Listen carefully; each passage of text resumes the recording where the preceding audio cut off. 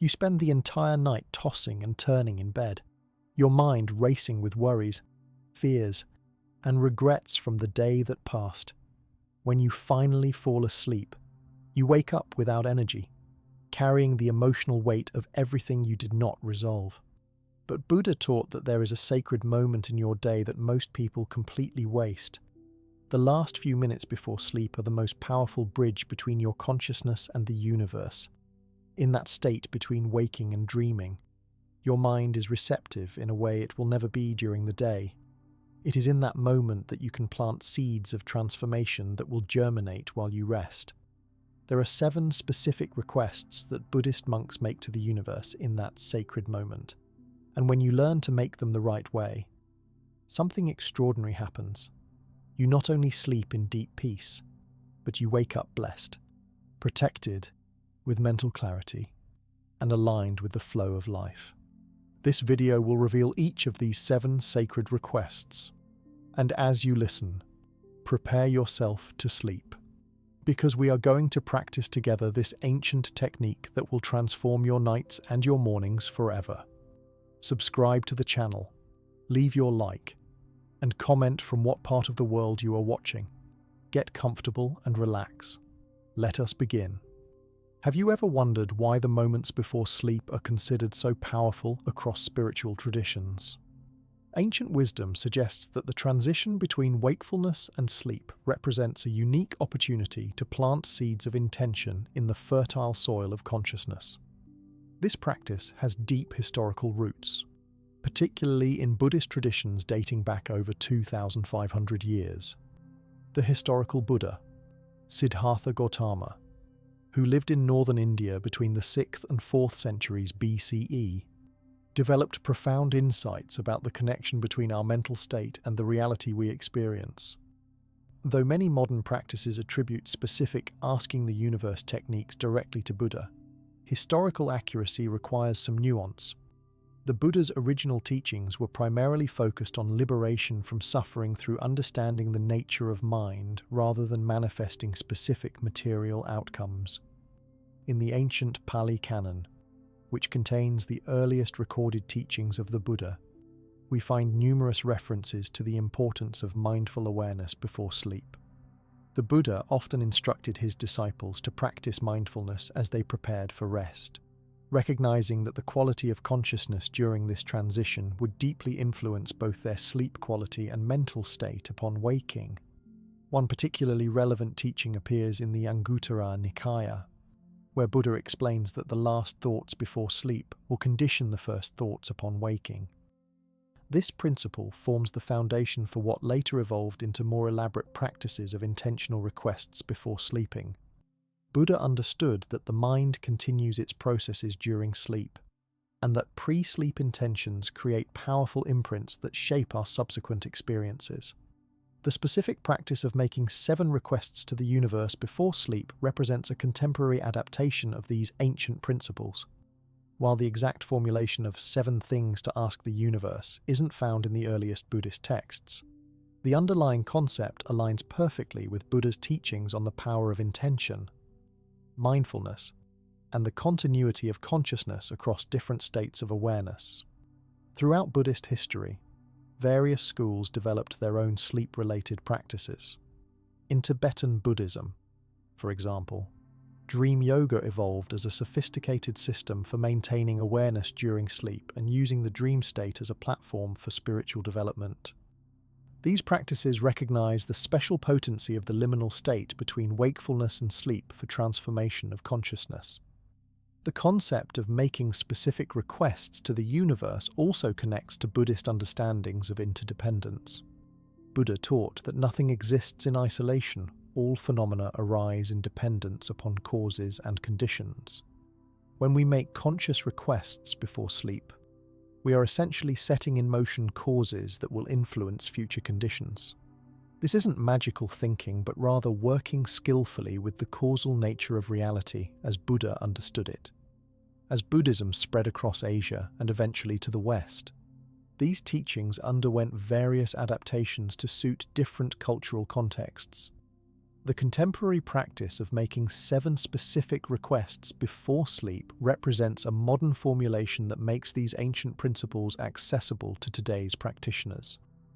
The number 7 itself holds significance across many spiritual traditions, often representing completeness or perfection. In Buddhist cosmology, 7 appears repeatedly. There are 7 factors of enlightenment, 7 types of noble wealth, and the newborn Buddha famously took 7 steps in each direction. While the exact categorization of 7 specific requests before sleep may be a modern development, it resonates with these traditional Buddhist numeric patterns. Modern neuroscience offers fascinating insights that support these ancient practices. Research shows that the hypnagogic state, the transition period between wakefulness and sleep, is characterized by theta brainwaves associated with deep meditation, enhanced learning, and increased receptivity to suggestion. During this time, the analytical mind relaxes its grip, allowing intentions to penetrate more deeply into the subconscious. Buddha seems to have intuitively understood this special receptivity thousands of years before EEG machines could confirm it. The specific content of the 7 requests varies somewhat between different contemporary presentations, but they typically encompass physical, mental, emotional, and spiritual dimensions of well-being. Common themes include requests for healing, wisdom, compassion, abundance, purpose, peace, and spiritual liberation. Each of these aligns with central themes in Buddha's original teachings. For example, the request for compassion connects directly to Buddha's teachings on loving kindness, metta, while the request for wisdom reflects his emphasis on clear seeing, vipassana. The request for peace relates to his teachings on tranquility, samatha, and the request for liberation echoes his ultimate concern with freedom from suffering, nirvana. Even requests focused on abundance can be understood through the lens of Buddha's teachings on generosity and the natural flow of giving and receiving.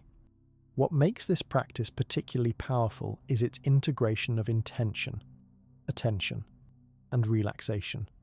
By consciously directing our attention toward beneficial aspirations in a relaxed, receptive state, we create optimal conditions for transformation. Buddha understood that the mind tends to move toward what it consistently focuses on, especially during pivotal states of consciousness like the transition to sleep. It's worth noting that Buddha consistently emphasized the importance of right intention. He taught that our intentions shape our experiences more profoundly than most people realize. The pre-sleep period offers a special opportunity to clarify and strengthen our most wholesome intentions when the distractions of daily life have temporarily subsided. While some modern presentations might overemphasize material manifestation aspects of these practices, the deeper spiritual principles remain aligned with Buddha's original insights. At their core, these practices are about purifying and directing the mind toward what is most beneficial, using the special receptivity of the pre-sleep state as a powerful leverage point for positive transformation. The endurance of these teachings across 25 centuries speaks to their efficacy and universal relevance. Whether understood through the lens of ancient Buddhist psychology or modern neuroscience, the practice of making conscious requests before sleep continues to offer a practical method for aligning our deepest intentions with the natural processes of mind and the interconnected universe in which we participate. The spiritual significance of sleep in Buddhism. Most of us spend roughly 1/3 of our lives asleep, yet we rarely consider the spiritual significance of this daily experience. In Buddhist thought, sleep isn't merely a biological necessity, but a distinct state of consciousness with profound spiritual implications. Understanding the Buddhist perspective on sleep can transform our approach to those hours we spend with eyes closed, turning them into opportunities for deeper spiritual development. The Buddha had a remarkably nuanced understanding of consciousness that included waking, sleeping, and dreaming states. Unlike some spiritual traditions that view sleep as simply a period of unconsciousness or even a waste of precious practice time, Buddha recognized sleep as an integral part of human experience that could be approached with mindfulness and wisdom. In early Buddhist texts, we find the Buddha offering specific guidance about sleep. He recommended sleeping on the right side in what came to be known as the lion's posture, with one foot placed upon the other and the right hand supporting the head. This wasn't mere practical advice for comfort, but reflected an understanding that bodily position influences energy flow and mental states during sleep. The Buddha taught that consciousness continues during sleep, albeit in altered form. While the thinking mind may become subdued, awareness itself never truly disappears. This continuity of consciousness forms the basis for Buddhist sleep yoga practices that later developed, particularly in Tibetan traditions. These advanced practitioners learn to maintain awareness even as the body sleeps, transforming what might otherwise be hours of unconsciousness into opportunities for spiritual realization. Sleep holds special significance in the Buddha's own spiritual journey. According to traditional accounts, the night of his enlightenment unfolded through various watches of the night, with his final breakthrough coming in the early morning hours after periods of deep meditation that likely included parasomnias, states between waking and sleeping. This pattern suggests that the liminal spaces between consciousness states can be particularly conducive to spiritual insights. In Buddhist psychology, the transition into sleep is recognized as a unique opportunity because certain mental barriers temporarily relax. The conceptual mind that busily labels and categorizes experience during waking hours gradually releases its grip as we drift towards sleep. This natural relaxation of cognitive boundaries creates a special receptivity that skilled practitioners can utilize. Buddha taught that the quality of our sleep is directly related to our mental states. Those who cultivate wholesome states of mind naturally experience more peaceful sleep, while those whose minds are agitated by unwholesome states often struggle with sleep disturbances. This understanding precedes modern sleep psychology by millennia, yet aligns remarkably well with contemporary findings about the relationship between mental health and sleep quality. The moments just before sleep are considered especially powerful in Buddhist practice because they represent a gateway between conscious and subconscious realms. Buddha understood that the final thoughts before sleep would continue to reverberate through the sleeping mind, influencing not only dreams but also the quality of awareness upon waking. This is why many Buddhist practitioners place special emphasis on generating positive intentions and aspirations during the transition to sleep. Dreams themselves hold significant meaning in Buddhist traditions.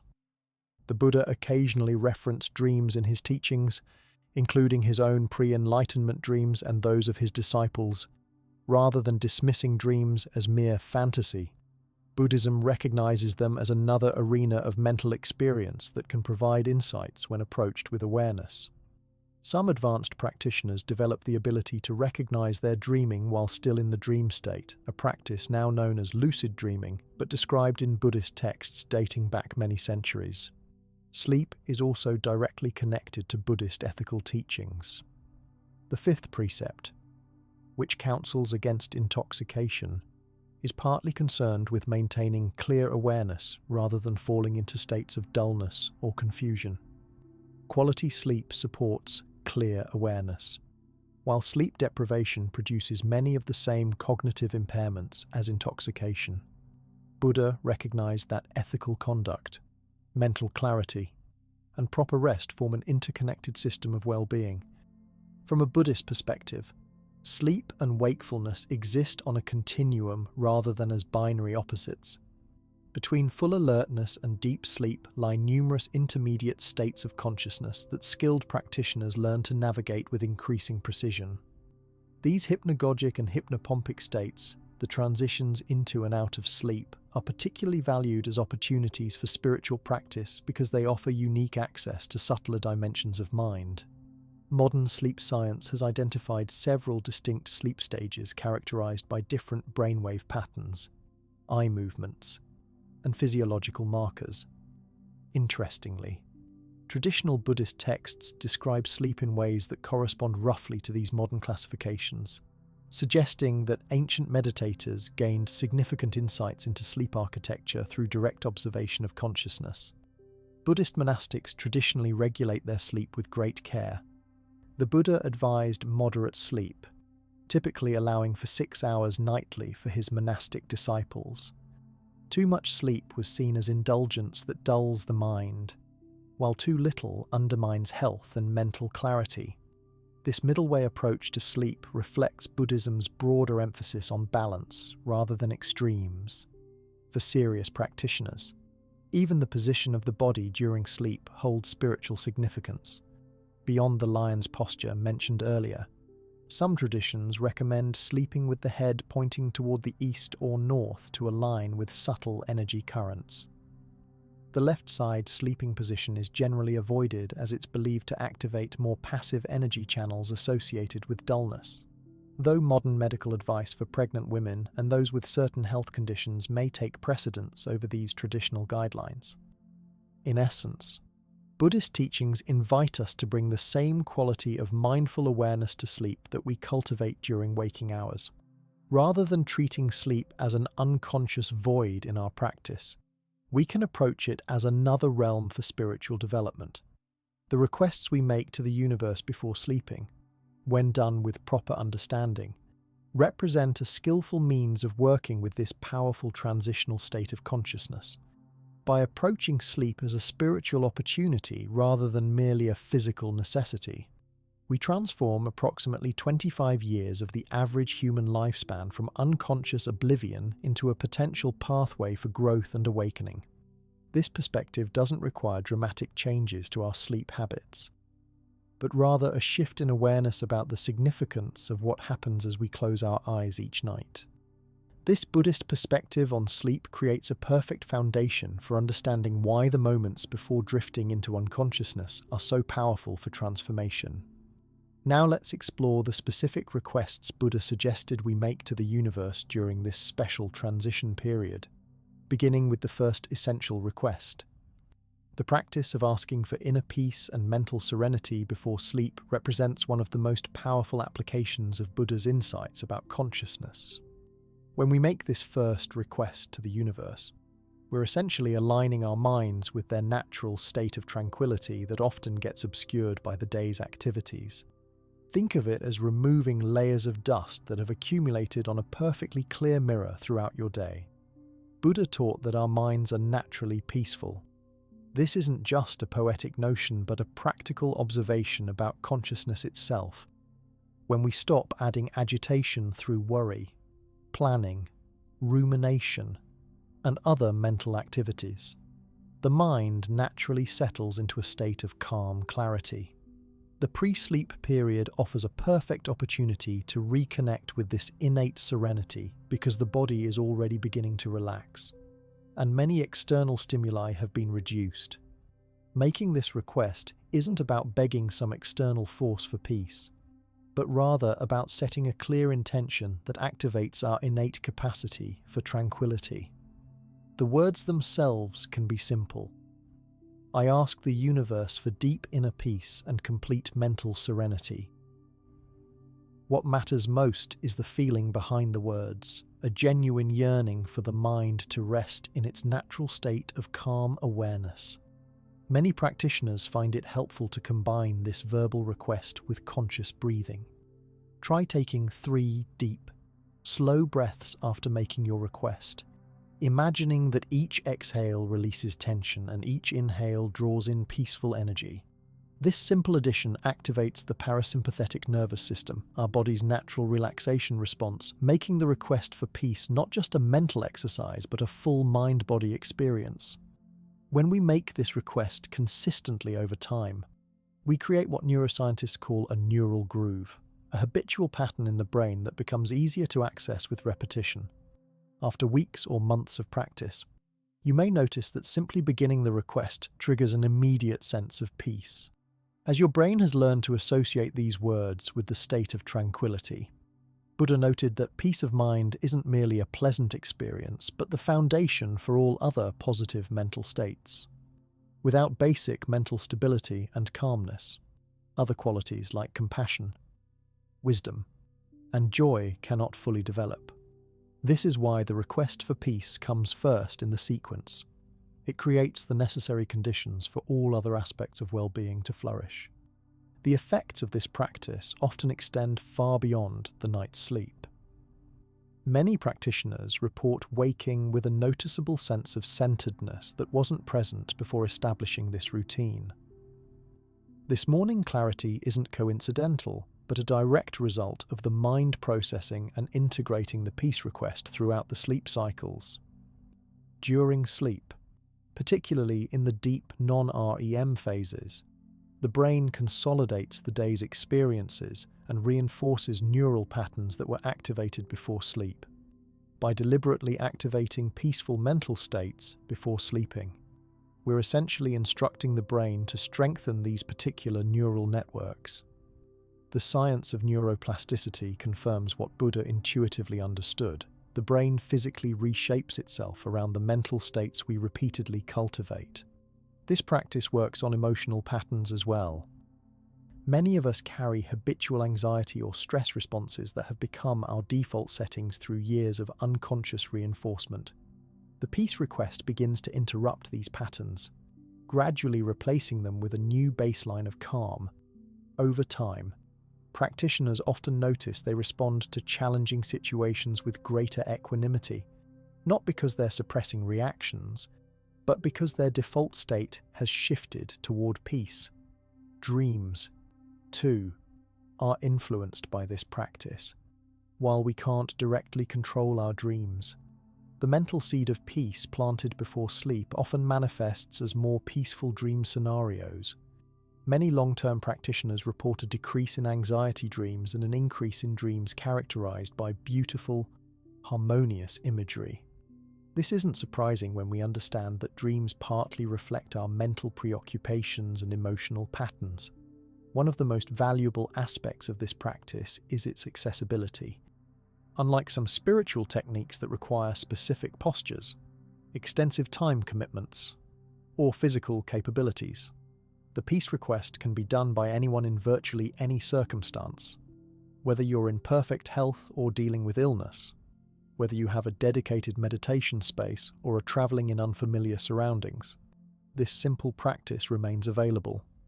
The request for peace becomes especially valuable during difficult life periods, when facing major stresses like illness, loss, or conflict. Sleep often becomes disrupted precisely when we most need its restorative benefits. The peace request serves as an anchor during such times, helping maintain some baseline stability even amidst turmoil. Many practitioners report that this single practice has helped them navigate life's most challenging passages with a grace they wouldn't have thought possible. Buddha taught that peace isn't something we create, but something we uncover by removing what obscures it. This understanding transforms how we approach the practice.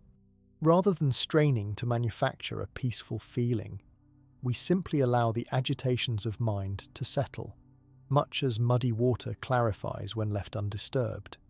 The pre-sleep period is ideal for this settling because the day's activities are complete and the body's natural tiredness supports the mind's relaxation. As with any practice, consistency matters more than perfection. You might find on some nights that your mind remains active despite your peace request. This is completely normal and shouldn't be cause for frustration. Simply making the request plants a seed that will eventually bear fruit. Buddha often compared mental cultivation to farming. We plant the seeds and provide favorable conditions, but the actual growth unfolds according to its own timeline. Over months of consistent practice, the request for peace begins to transform not just your nights and mornings, but your entire relationship with your own mind. Many practitioners discover a quiet center within themselves that remains accessible even during busy or challenging days. This isn't escapism, but the discovery of an inner dimension of awareness that exists alongside activity. The peace request doesn't remove us from life's fullness, but allows us to engage with it from a place of greater balance and clarity, building on this foundation of inner peace. The second essential request focuses on physical well-being. Buddha recognized the profound interconnection between mind and body. understanding that physical health both supports and reflects our mental state. The request for physical healing and vitality acknowledges this relationship and activates our body's remarkable capacity for self-renewal. When making this second request to the universe, we're directing attention to the body's innate intelligence and healing abilities. Modern medical science increasingly confirms what traditional healing systems have long recognized. The body possesses extraordinary mechanisms for maintaining health and recovering from illness or injury. This request taps into those mechanisms, bringing conscious awareness to processes that typically operate below the threshold of our attention. The words can be straightforward. I ask the universe for complete physical healing and abundant vitality in every cell of my body. What gives these words power is not their exact formulation, but the focused intention behind them and the receptive state of consciousness during the pre-sleep period. As with the peace request, timing is crucial. The transition into sleep represents a unique window when conscious intention can influence autonomic bodily functions. Buddha taught that the mind and body are not separate entities but aspects of a unified system. When we direct healing intention toward the physical body, we're not imposing something foreign but rather aligning conscious awareness with processes already underway. Sleep itself is the body's primary time for physical restoration. When growth hormone is released, tissues are repaired, and the immune system conducts much of its maintenance work. This healing request amplifies these natural processes by focusing consciousness on them. Research in psychoneuroimmunology, the study of how mental states influence physical systems, has demonstrated that focused healing imagery can measurably affect immune function, inflammatory markers, and other physiological parameters. What modern science is documenting, Buddha intuited through direct observation of the mind-body relationship. Visualization greatly enhances the power of this request. After verbally asking for healing and vitality, many practitioners find it helpful to imagine golden or white light permeating their entire body, or to visualize specific areas in need of healing being bathed in restorative energy. These images serve as bridges between conscious intention and bodily processes, translating abstract concepts into a language the body seems to understand. For those dealing with specific health challenges, this request can be customized without losing its essential nature. Someone recovering from surgery might visualize the surgical site knitting together perfectly. A person with respiratory issues might imagine the lungs clearing and functioning with ease. Someone simply seeking optimal wellness might visualize every organ operating in perfect harmony. These variations honor unique circumstances while maintaining the core intention of complete physical renewal. The timing of this request is particularly powerful because sleep is when the body conducts most of its repair work. During deep sleep stages, the body increases production of proteins that form the building blocks for cell renewal. Blood flow to muscles increases, delivering oxygen and nutrients while removing waste products. The immune system ramps up activity, identifying and addressing potential threats. By making our healing request just before this natural renovation period, we're essentially providing a blueprint for the body's overnight work. Many practitioners report tangible results from consistent use of this practice. These range from accelerated recovery from illness or injury to improved energy levels, better digestion, clearer skin, and enhanced overall resilience. While these outcomes shouldn't be considered miraculous or a replacement for appropriate medical care, they reflect the body's enhanced ability to maintain balance when supported by conscious intention. The healing request also fosters greater body awareness. As we regularly direct compassionate attention toward our physical form, we often become more attuned to subtle signals and needs. Many practitioners discover they naturally begin making healthier choices not through forced discipline but through clearer perception of what truly supports their well-being. This growing bodily awareness becomes a form of wisdom that guides everyday decisions about nutrition, activity, and rest. Buddha emphasized the importance of caring for the body as a vehicle for spiritual practice. While he cautioned against excessive identification with the body, he also taught practical methods for maintaining physical well-being. The healing request honors this middle path approach, neither ignoring the body's needs nor becoming obsessed with physical perfection. Instead, it establishes a relationship of mindful care with our physical form.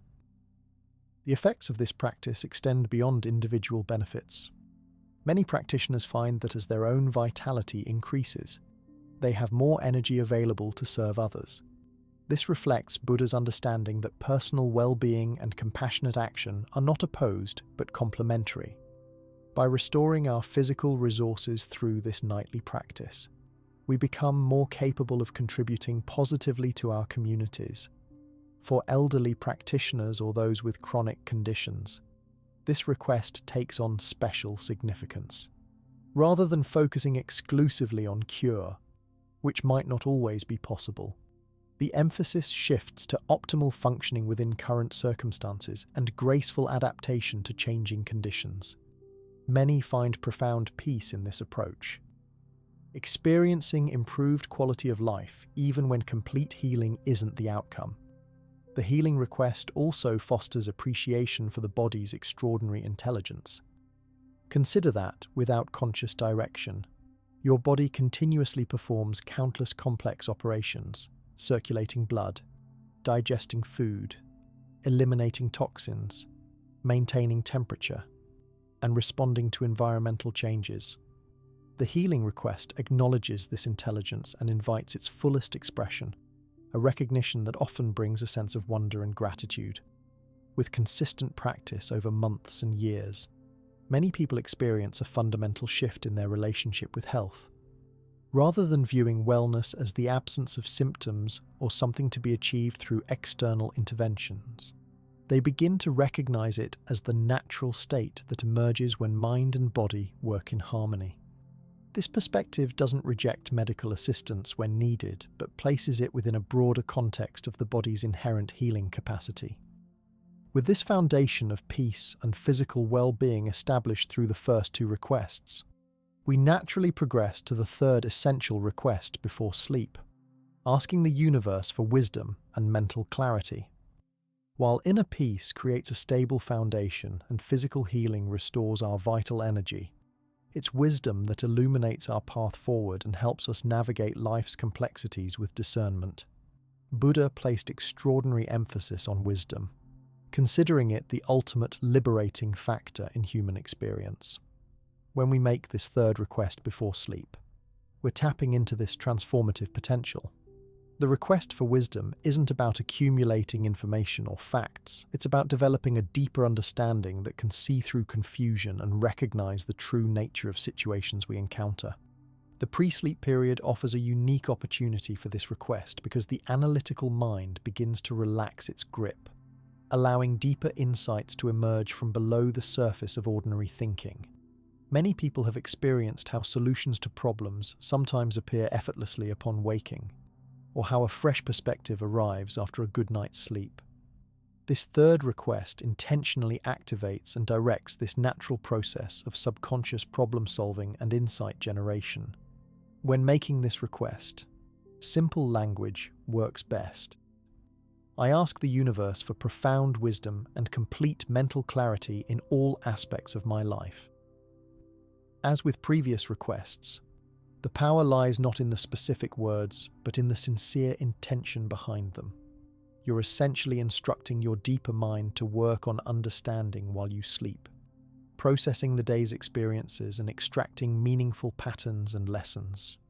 The brain performs remarkable functions during sleep that support this wisdom request. During REM sleep, the brain integrates new information with existing knowledge, making connections that weren't apparent during waking consciousness. Studies show that sleep enhances creative problem-solving specifically because it allows disparate neural networks to communicate in ways that don't typically occur during focused waking thought. Your wisdom request before sleep effectively provides direction for this integrative process. Many practitioners report experiencing significant insights shortly after waking, solutions to problems, creative ideas, or clearer understanding of situations that had seemed confusing. These aren't random occurrences, but the natural fruit of directing the mind toward wisdom before sleep.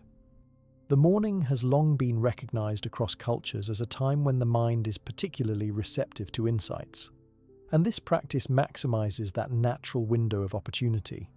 Buddha taught that wisdom has several dimensions. There's the practical wisdom of knowing how to navigate daily challenges skillfully. There's the discriminating wisdom that can distinguish helpful from harmful courses of action. And there's the profound wisdom that sees into the nature of reality itself. The beauty of this third request is that it can operate on all these levels simultaneously, addressing immediate life situations while also deepening our overall understanding. The wisdom request pairs powerfully with questions or issues you're currently facing.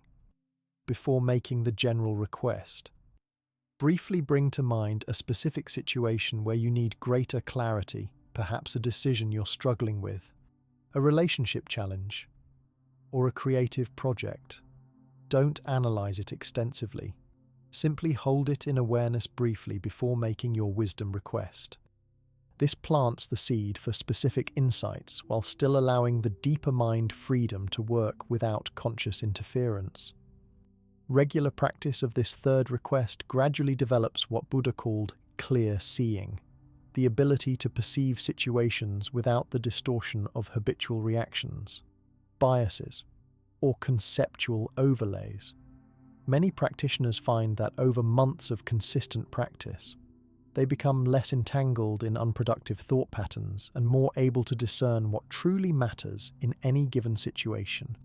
This clarity doesn't require extensive analysis. It emerges naturally as the mind becomes less cluttered and more perceptive. The wisdom that develops through this practice has practical applications in daily life. Better decisions, more effective communication, enhanced problem-solving abilities, and greater creative insights are common reports from long-term practitioners. These aren't mysterious or supernatural outcomes, but the natural result of consistently directing the mind toward clarity and understanding. Buddha emphasized that wisdom is not an abstract quality, but a practical tool for living more effectively and harmoniously. This request also helps address one of the most common modern complaints: information overload. Many people today feel overwhelmed by the sheer volume of data, opinions, and stimuli bombarding them daily. The wisdom request activates our innate capacity for discernment, the ability to separate what's valuable from what's merely distracting. Over time, practitioners often report an enhanced ability to focus on what truly matters while letting go of mental clutter. For those engaged in creative or intellectual pursuits, this practice can be particularly transformative. Artists, writers, scientists, and others who rely on insight often find that the wisdom request before sleep leads to breakthroughs that eluded them during hours of conscious effort. This reflects Buddha's understanding that some forms of knowing arise not through striving, but through allowing the mind to settle into its natural clarity. The effects of this practice extend beyond intellectual understanding to emotional intelligence as well. As mental clarity increases, we become more aware of emotional patterns and their underlying causes. Many practitioners report greater emotional stability, not because they're suppressing feelings, but because they understand them more clearly and can respond rather than merely react. This emotional wisdom creates ripple effects through all our relationships and interactions. Buddha taught that wisdom naturally gives rise to compassion as we see more clearly. We respond more appropriately to suffering in ourselves and others. This creates a perfect transition to the fourth request before sleep, asking the universe for compassion and connection with all beings. While wisdom provides clear seeing, compassion ensures that this clarity is applied in ways that benefit rather than harm. The request for compassion touches something fundamental in human experience, our innate capacity to care about the well-being of others. Buddha recognized this capacity as not just a pleasant social virtue, but a profound force for transformation. When we make this fourth request before sleep, we're activating and strengthening neural networks associated with empathy, care, and connection that exist in all healthy human brains. The words can be simple, I ask the universe for boundless compassion and deep connection with all living beings. After expressing this intention, many practitioners find it helpful to imagine feelings of warmth and care radiating from their heart outward, gradually expanding to encompass friends, neutral people, difficult individuals, and ultimately all life. This visualization anchors the abstract concept of compassion in felt experience, making it more than just a nice idea. What makes this request especially powerful before sleep is how it influences the unconscious mind during the night. Our dreams and mental processing during sleep often reflect our conscious preoccupations and intentions. By focusing on compassion before sleep, we're essentially instructing the deeper levels of mind to orient toward connection rather than separation, kindness rather than judgment. Many practitioners report noticing a gradual shift in their dreams toward more positive interactions and feelings of interconnectedness. Buddha observed that compassion benefits the giver as much as the receiver, perhaps even more so.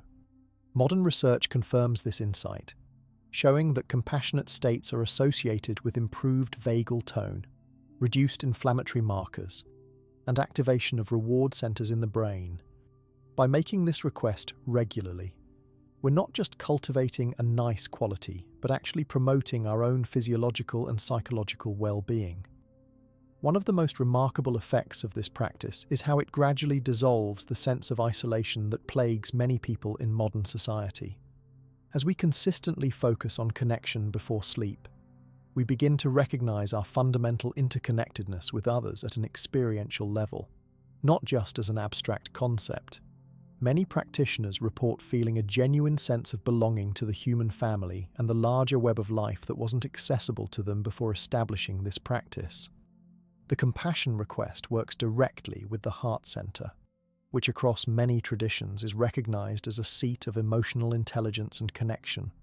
Physically, this area contains neural tissue similar to that found in the brain, what scientists now call the heart brain. By directing attention to this region while making the request, we activate these neural networks and strengthen their influence on our overall state.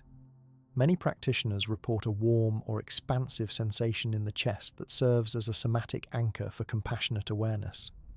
This practice doesn't require you to feel overwhelming love for everyone immediately.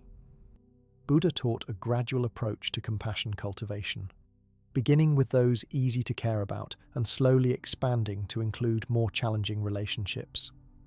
The pre-sleep request plants seeds that grow at their own pace. You might notice first that you respond more patiently to minor irritations, then find yourself genuinely concerned about strangers' well-being, and eventually experience spontaneous feelings of care even toward difficult people. The effects of this practice often become most noticeable in everyday interactions. Many practitioners report catching themselves responding with kindness in situations where they would previously have reacted with irritation or indifference. A driver who cuts you off in traffic might trigger curiosity about their circumstances rather than anger. A colleague's brusque email might prompt concern about their stress level rather than defensiveness. These small shifts accumulate over time, fundamentally changing how we move through the world.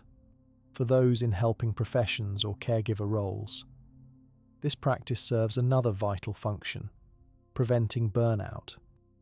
Buddha recognized that genuine compassion includes oneself along with others.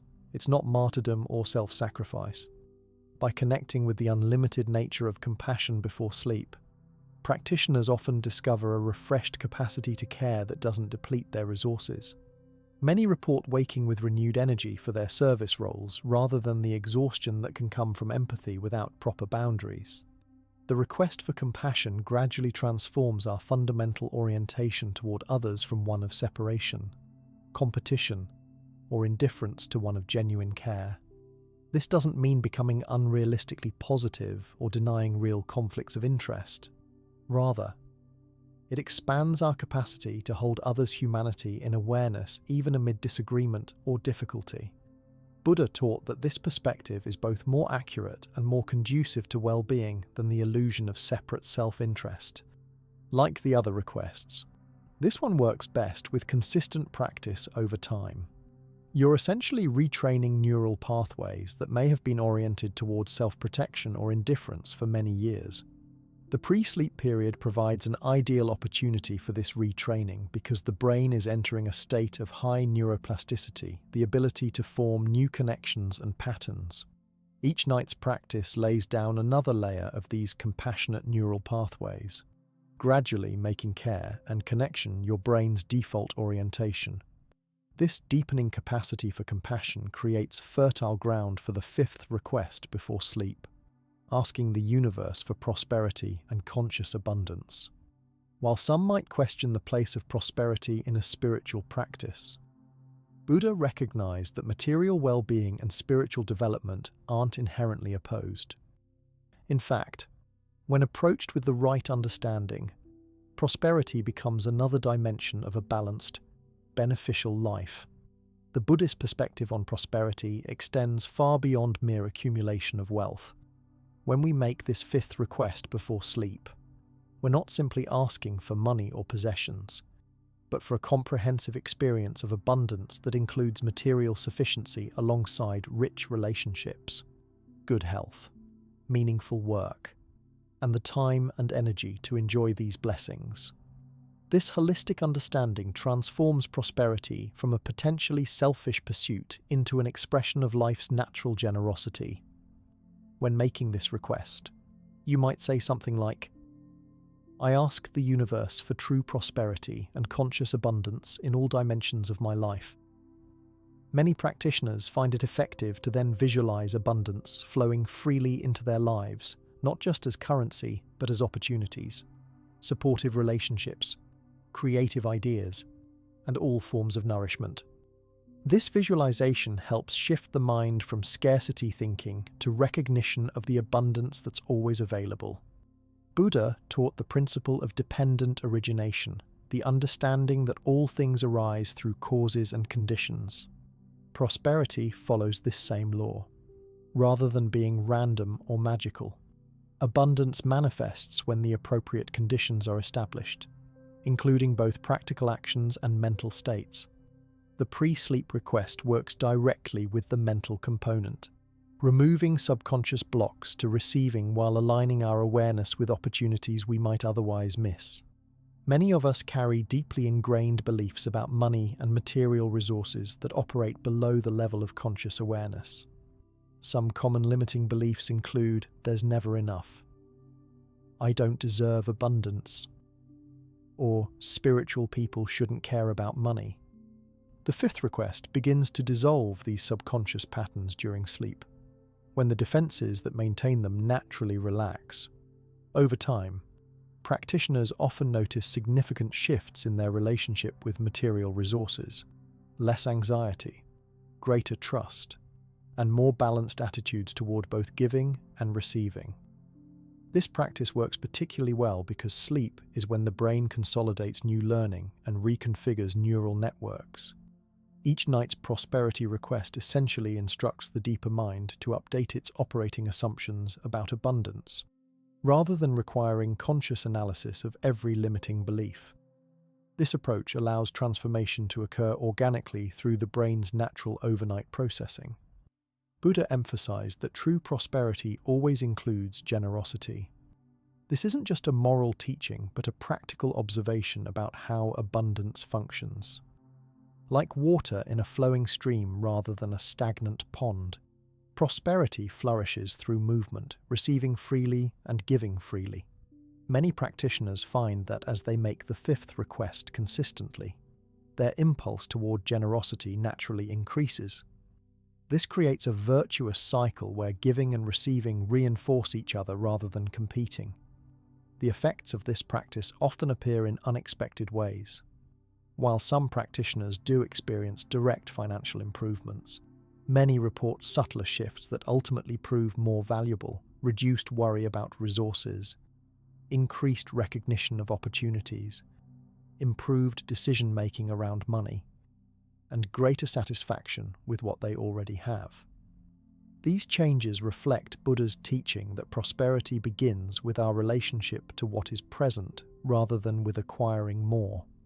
One particularly powerful aspect of this practice is how it integrates with gratitude.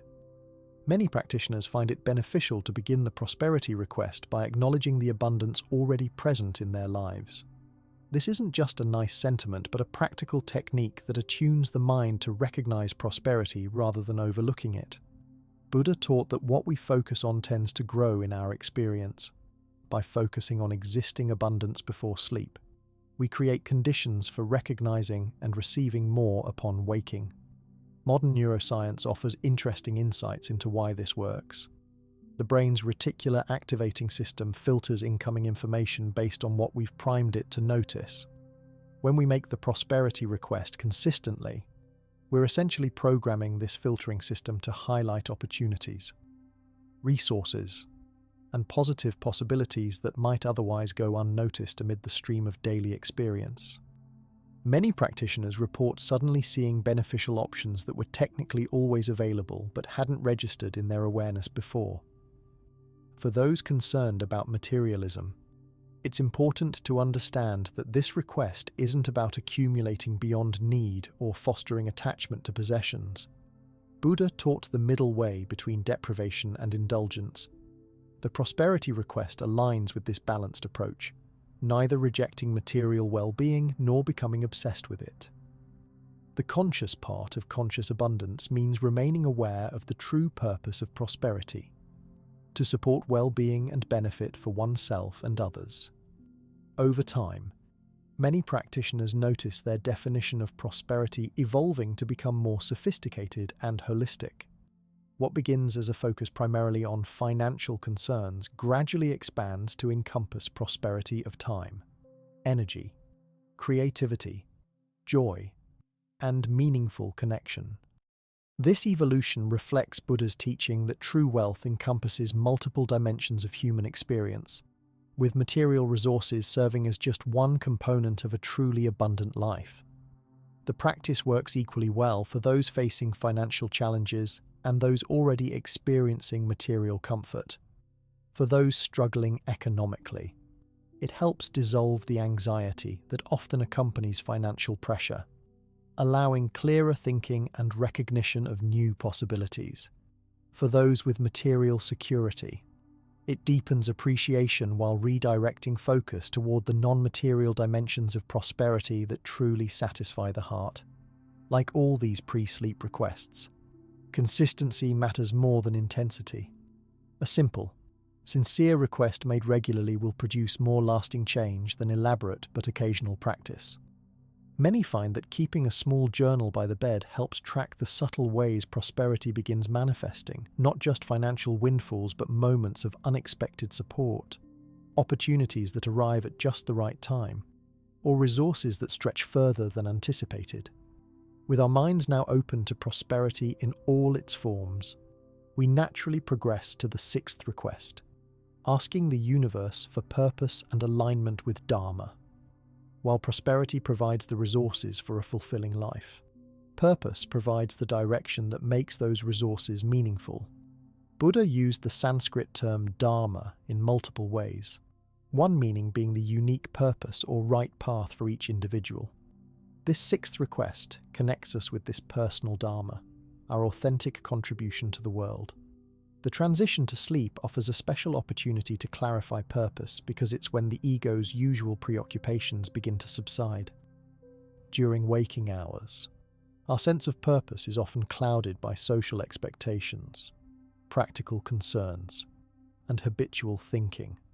The pre-sleep period allows us to bypass these surface considerations and connect with deeper currents of meaning. Many of history's creative breakthroughs and moments of clarity about life direction have emerged during or immediately after sleep precisely because of this direct access to deeper awareness. When making this request, simple language works best. I ask the universe for clear purpose and perfect alignment with my true Dharma. After stating this intention, some practitioners find it helpful to imagine waking up with absolute clarity about their next steps or visualize themselves engaged in deeply satisfying work that benefits others. This visualization isn't about forcing a particular outcome, but rather opening to guidance that already exists within. Buddha taught that each person has unique gifts, challenges, and opportunities that together constitute their particular path. This isn't predetermined fate, but more like a river finding its natural course through the landscape of one's life circumstances and inherent qualities. The sixth request helps us attune to this natural flow rather than struggling against it. Many practitioners report experiencing a growing sense of rightness in their choices after making this request consistently. Not rigid certainty, but a quiet confidence about which direction feels authentic. This practice works effectively because purpose isn't something we need to invent or force, but rather something to discover through listening deeply. The pre-sleep state, with its reduction in analytical thinking and increase in receptivity, provides ideal conditions for this kind of listening. Each night's request essentially instructs the deeper mind to sift through experiences, abilities, values, and aspirations to reveal the patterns of meaning unique to your life journey. The effects of this practice often manifest gradually. You might notice increasing clarity about which activities feel genuinely fulfilling versus merely distracting or externally rewarded. Small decisions might become easier as your internal compass strengthens. Opportunities that align with your deeper purpose might appear with surprising timing or in unexpected forms. Many practitioners report experiencing a growing sense of coherence in what previously seemed like disconnected interests or life chapters. One significant benefit of this practice is how it helps dissolve the artificial separation between spiritual life and everyday life. Buddha taught that Dharma isn't about escaping ordinary experience, but about bringing full awareness and authentic response to each moment. As practitioners continue with the sixth request, many report finding profound meaning in simple acts and everyday responsibilities, recognizing that purpose manifests not just in dramatic life changes, but in how we approach whatever is before us. This request also helps address one of the most common sources of suffering in modern life, the sense of meaninglessness or disconnection from purpose that many experience despite material comfort and opportunity. Buddha recognized that human beings naturally seek meaning. It's not a luxury, but a basic requirement for well-being. By consistently directing attention toward purpose before sleep, we activate and strengthen the brain's natural meaning-making capacity, gradually transforming our experience from fragmented to coherent. The practice proves especially valuable during major life transitions, career changes, relationship shifts, geographic moves, or other circumstances that disrupt our usual sense of identity and purpose. During such periods, the sixth request provides an anchor of continuity, helping reveal the thread of meaning that connects past experience with future direction. Many find that solutions to seemingly impossible dilemmas emerge naturally after making this request consistently during transitional periods. For younger practitioners still exploring potential life directions, this request helps clarify which paths resonate with their deeper nature versus which might bring external success but internal disconnection. For older individuals, it often reveals new dimensions of purpose appropriate to their life stage, preventing the stagnation that can come from clinging to outdated definitions of contribution or meaning. Buddha taught that purpose evolves throughout life rather than being a fixed destination to reach once and for all. Perhaps the most profound effect of this practice is how it gradually aligns our sense of individual purpose with broader benefit. Buddha observed that true fulfillment comes not from self-centered achievement but from contribution that serves others while expressing our authentic nature. Many practitioners report that as they continue with the sixth request, their conception of purpose naturally expands from personal satisfaction to meaningful participation in something larger than themselves. This doesn't mean everyone will be called to traditional service roles or dramatic sacrifices. Purpose manifests uniquely for each person, for some through raising children with awareness and love, for others through creating beauty, building useful things, teaching, healing, organizing communities, solving problems, or countless other expressions. What these diverse paths share is the sense of offering one's genuine gifts in ways that benefit life rather than merely accumulating personal advantage. As we deepen our alignment with purpose, we naturally arrive at the seventh and final request before sleep, asking the universe for liberation and spiritual transcendence. This culminating request addresses the ultimate aim of Buddha's teachings: freedom from suffering and the realization of our true nature beyond limited identity. While it might sound lofty, this request has practical, transformative effects on daily life that become increasingly accessible through consistent practice. When making this seventh request, you might say simply, "I ask the universe for complete liberation and spiritual transcendence." Many practitioners then visualize letting go, releasing all tensions, identifications, and attachments while resting in open awareness. This visualization isn't about escaping reality, but about experiencing it more directly, without the usual filters of conceptual thinking and habitual reactions that create suffering. Buddha taught that liberation isn't something distant or separate from our present experience. It's available in any moment when we release our grip on mental constructs that create limitation and suffering. The pre-sleep period offers an especially powerful opportunity for this release because the thinking mind naturally begins to loosen its hold as we transition towards sleep. This request essentially amplifies that natural loosening, allowing deeper freedom to emerge. What makes this practice transformative is how it works with the mind's natural processes during sleep, throughout the night, especially during dream phases. The brain processes emotional material and reconfigures neural pathways. By setting the intention for liberation before sleep, we're instructing these processes to move toward greater freedom rather than reinforcing old patterns of limitation. Many practitioners report waking with a palpable sense of lightness and possibility that wasn't present when they went to sleep. You don't need to fully understand or experience liberation to benefit from this request. Buddha often compared spiritual development to learning any skill, beginning with basic moves that gradually become more refined through practice. Even newcomers to meditation or Buddhist concepts can experience meaningful shifts from this seventh request. You might notice reduced attachment to outcomes, greater ease with uncertainty, or brief moments of freedom from habitual worries. These glimpses, however short, provide both relief and motivation to continue the practice. Many practitioners find that this request helps address one of the most common forms of suffering, the sense of constriction that comes from over-identification with a limited self-concept. Buddha taught that much of our distress stems from clinging to a fixed idea of who we are rather than recognizing the fluid, interconnected nature of experience. The liberation request gradually loosens this rigid self-identification, allowing greater flexibility and ease in how we move through life circumstances.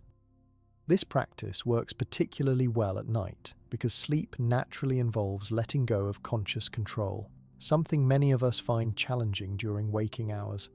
By intentionally requesting liberation before this natural release occurs, we're essentially training ourselves to let go with awareness rather than unconsciously.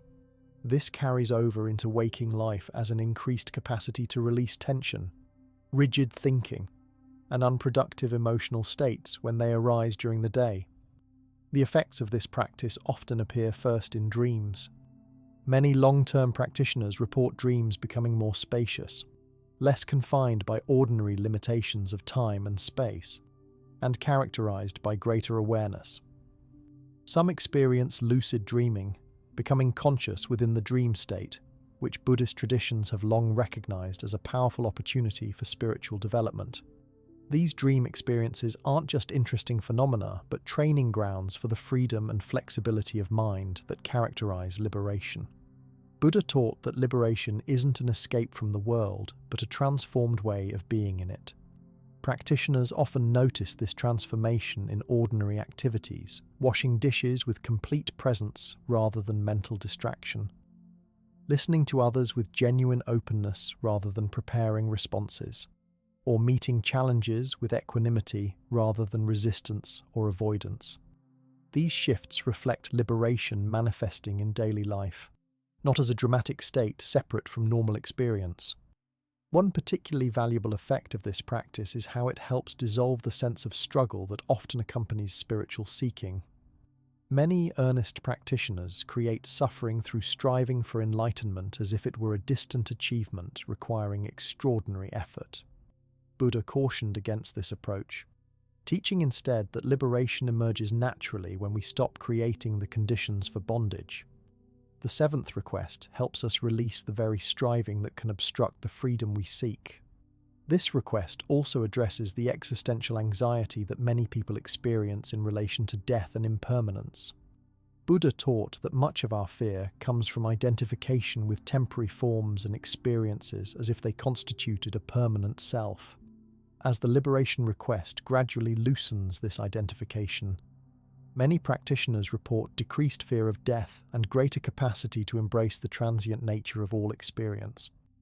This isn't resignation, but a profound shift in perspective that allows fuller engagement with life precisely because we're less afraid of its inevitable changes.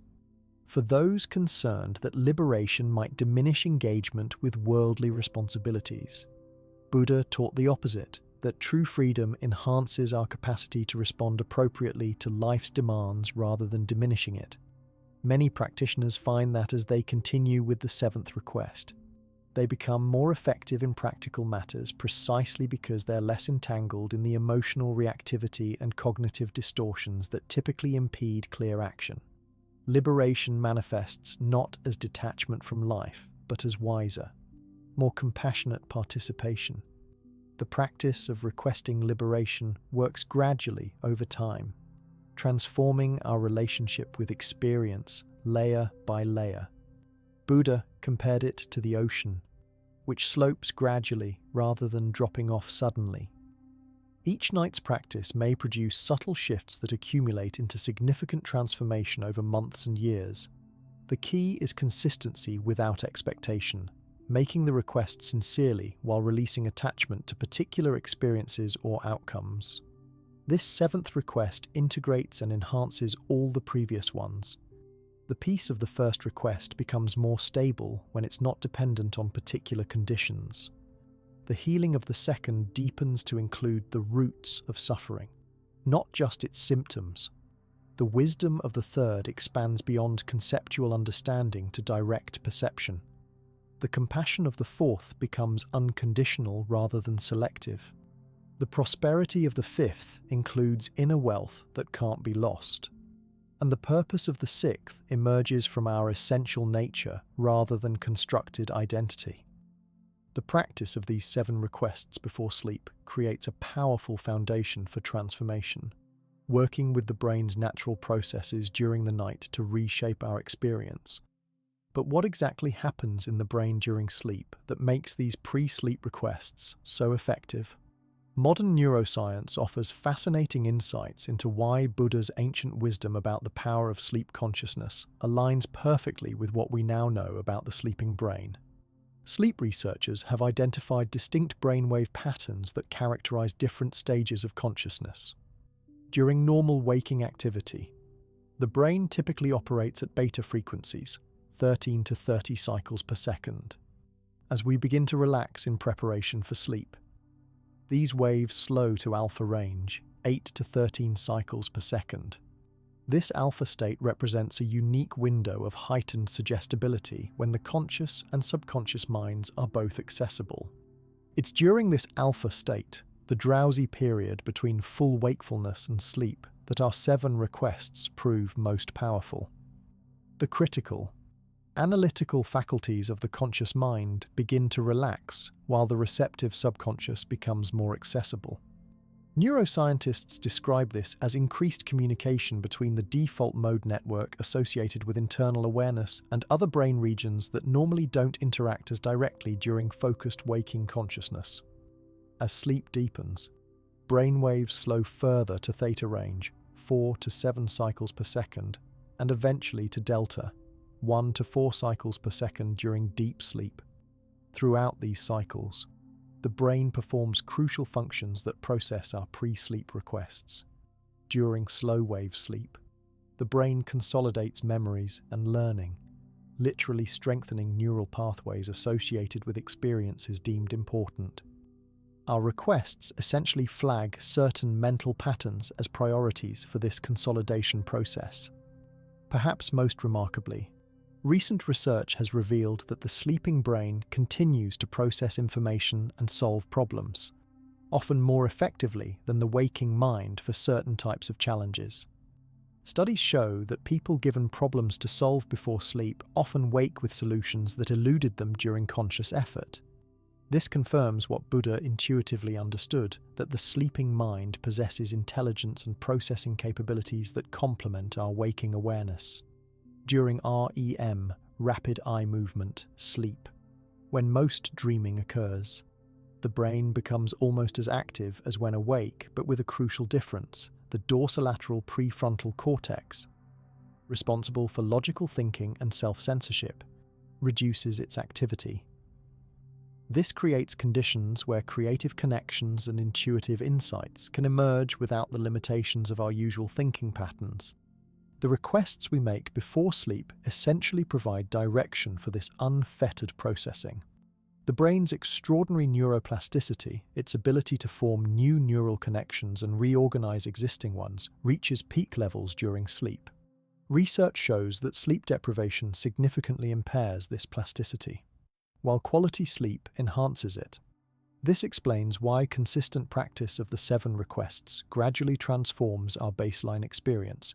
Each night's sleep literally rewires our brain according to the intentions we've set, creating lasting changes in our perception and response patterns. Neurochemically, sleep involves complex interactions between various neurotransmitters and hormones that create optimal conditions for the effectiveness of our requests. Melatonin not only regulates sleep cycles, but also possesses antioxidant properties that protect neurons during the intensive processing of sleep. Growth hormone reaches peak production, supporting cellular repair and regeneration in both body and brain. Cortisol, the stress hormone, reaches its lowest levels, creating an internal environment where new patterns can form without the interference of stress responses. The hippocampus, crucial for memory formation, actively replays the day's experiences during sleep, transferring important information to the neocortex for long-term storage. This process, called memory consolidation, doesn't simply record experiences verbatim, but extracts patterns and meaning. Our pre-sleep requests influence which patterns get prioritized and how experiences are integrated into existing knowledge structures. This explains why consistent practice leads to cumulative insights rather than just nightly temporary states. Research on sleep spindles, brief bursts of oscillatory brain activity during non-REM sleep, shows they play a crucial role in processing emotional content and integrating new information with existing memory. Studies indicate that more sleep spindles correlate with greater overnight problem-solving abilities and emotional processing. The emotionally meaningful content of our 7 requests likely triggers increased spindle activity, enhancing their transformative impact. The transition from sleep to wakefulness represents another crucial window of opportunity. During this period, the brain gradually shifts from predominantly theta waves back toward beta activity, passing again through the highly receptive alpha state. This explains why insights from our requests often become accessible upon waking. We're passing through the same receptive brain state that we utilized when making the requests, creating perfect conditions for retrieving the processing that occurred overnight. This science explains why many practitioners find it beneficial to remain quiet for a few moments upon waking, allowing insights from the night's processing to emerge into conscious awareness. Those who immediately jump into activity or digital stimulation often miss this valuable window when the fruits of their pre-sleep requests become available to conscious mind. Even a minute or two of quiet attention after waking can significantly enhance the benefits of the practice. Modern sleep research also confirms Buddha's emphasis on sleep quality for overall well-being. Studies show that fragmented or insufficient sleep impairs emotional regulation, cognitive function, immune response, and metabolic health.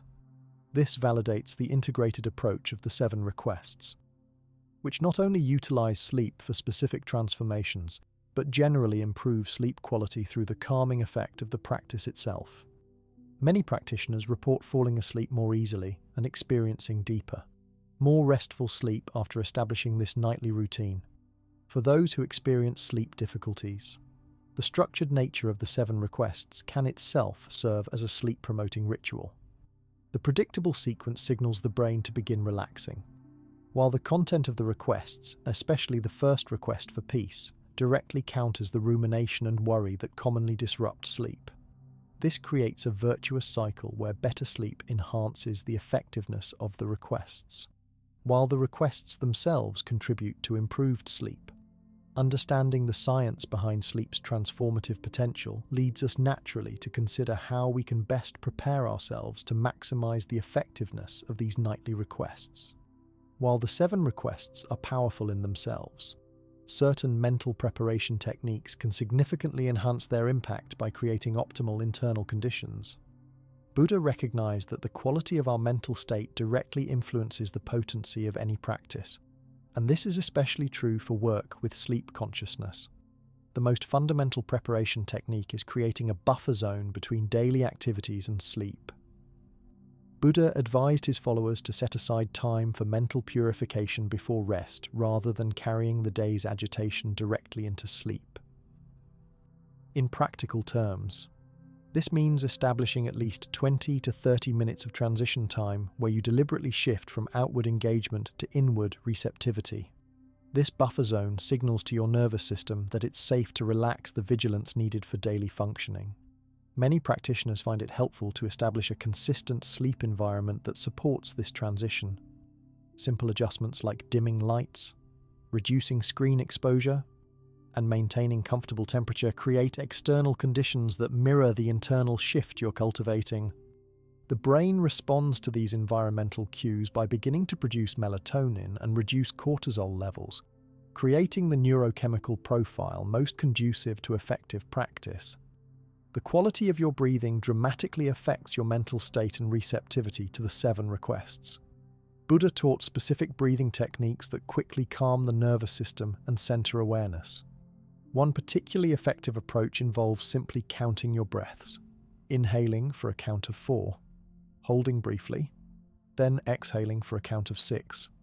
This extended exhale activates the parasympathetic nervous system, counteracting the stress response and creating the relaxed alertness ideal for making meaningful requests.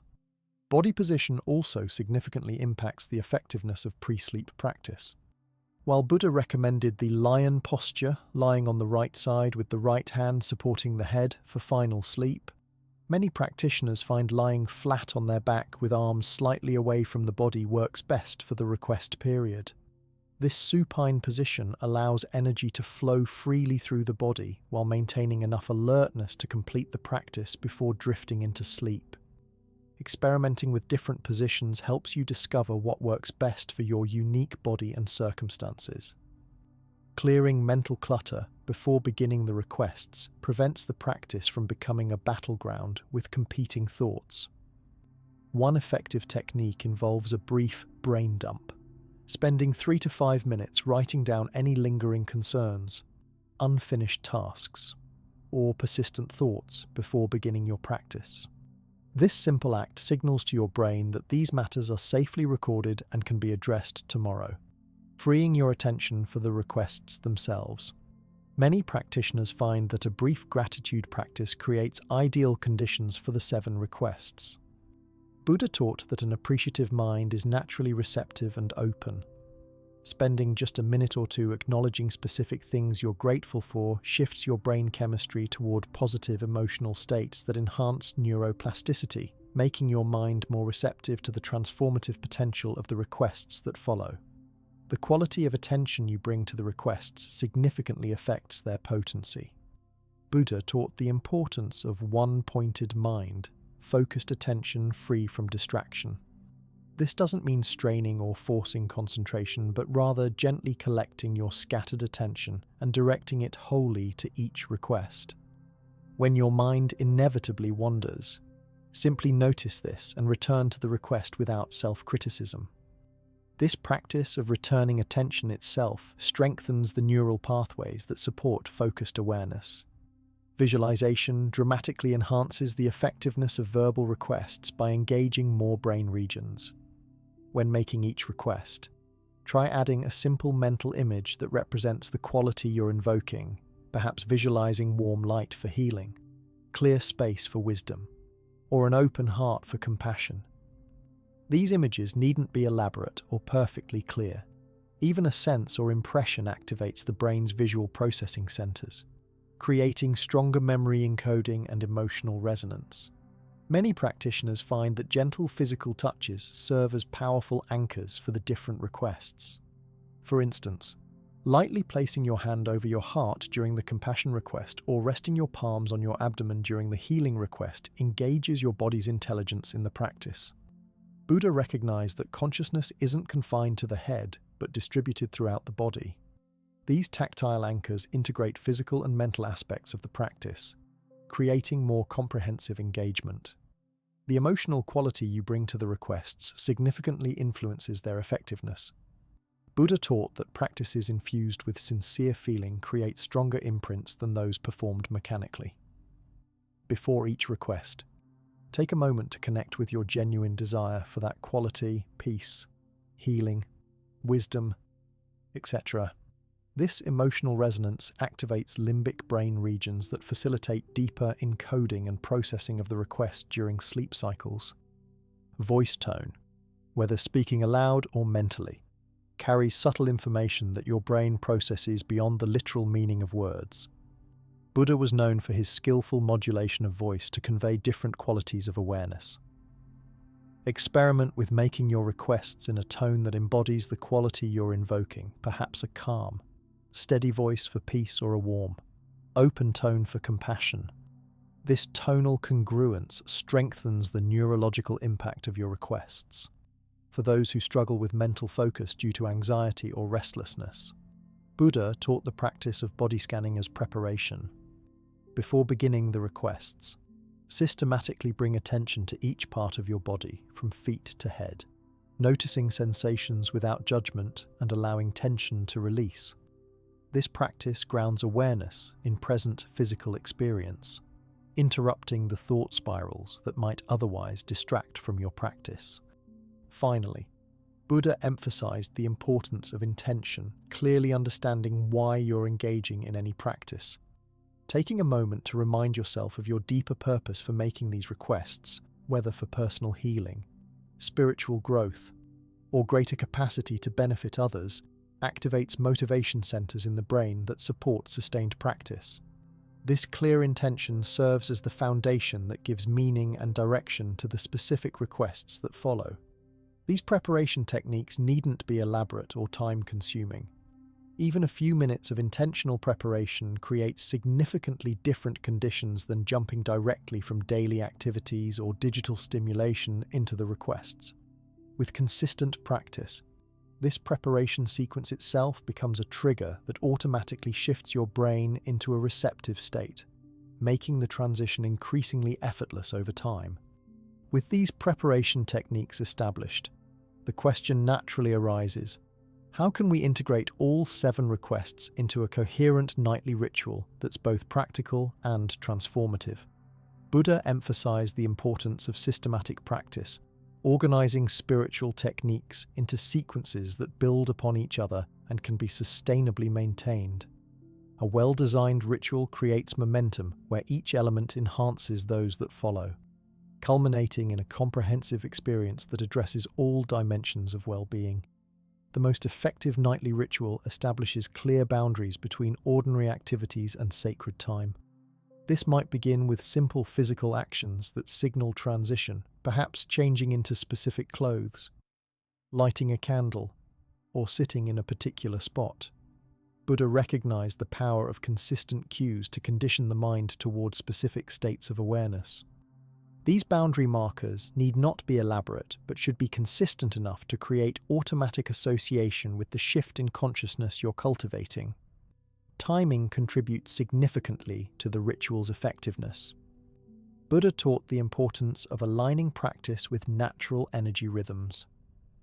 Most practitioners find the optimal window for the 7 requests is approximately 15 to 20 minutes before their natural falling asleep point. Starting too early might lead to distraction or forgetting the requests, while starting too late risks falling asleep before completing the sequence. Observing your natural patterns helps identify your personal optimal timing. The physical space where you practice influences its quality. While elaborate altar spaces aren't necessary, even small adjustments to your bedroom can support the ritual's effectiveness. Some practitioners designate a specific corner for pre-sleep meditation, keep meaningful objects nearby, or ensure the sleep environment remains free from work-related items. Buddha taught that physical surroundings subtly condition mental states, making environment an important aspect of effective practice. Many practitioners find that incorporating gentle physical movement before the still portion of the ritual enhances its effectiveness. Simple stretches, a short yoga sequence, or even mindful walking helps discharge physical restlessness and prepare the body for stillness.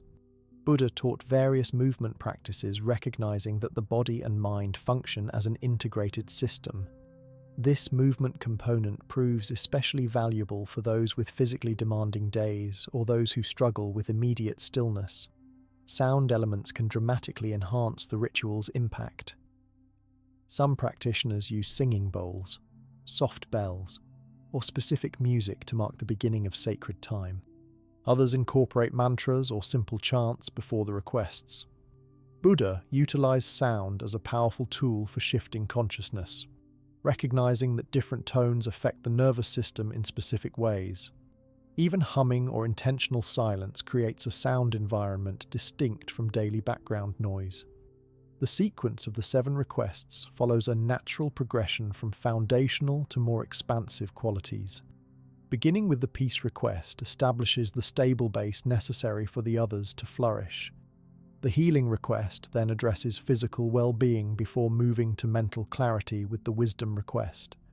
The compassion request opens the heart, while prosperity ensures necessary resources are available.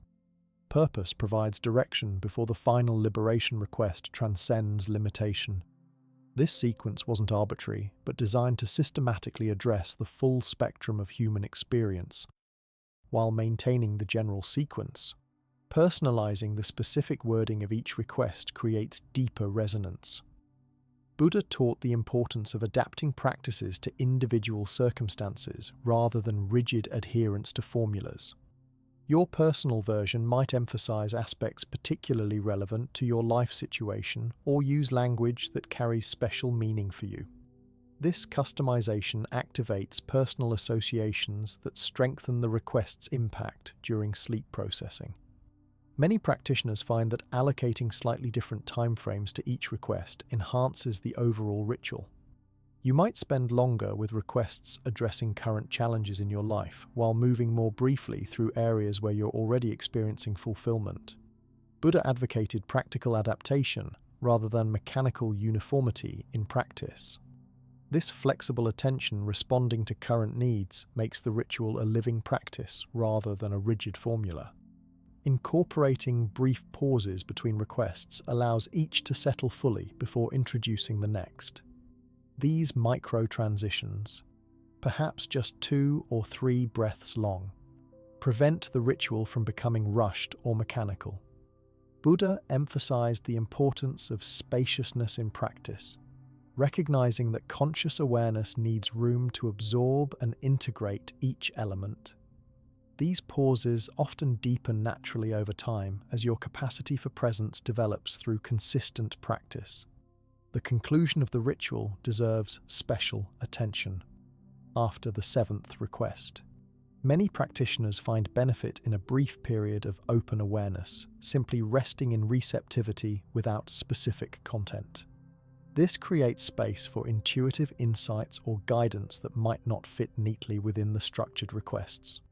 Buddha taught the importance of balancing structured and unstructured awareness, recognizing that different dimensions of wisdom become accessible through each approach.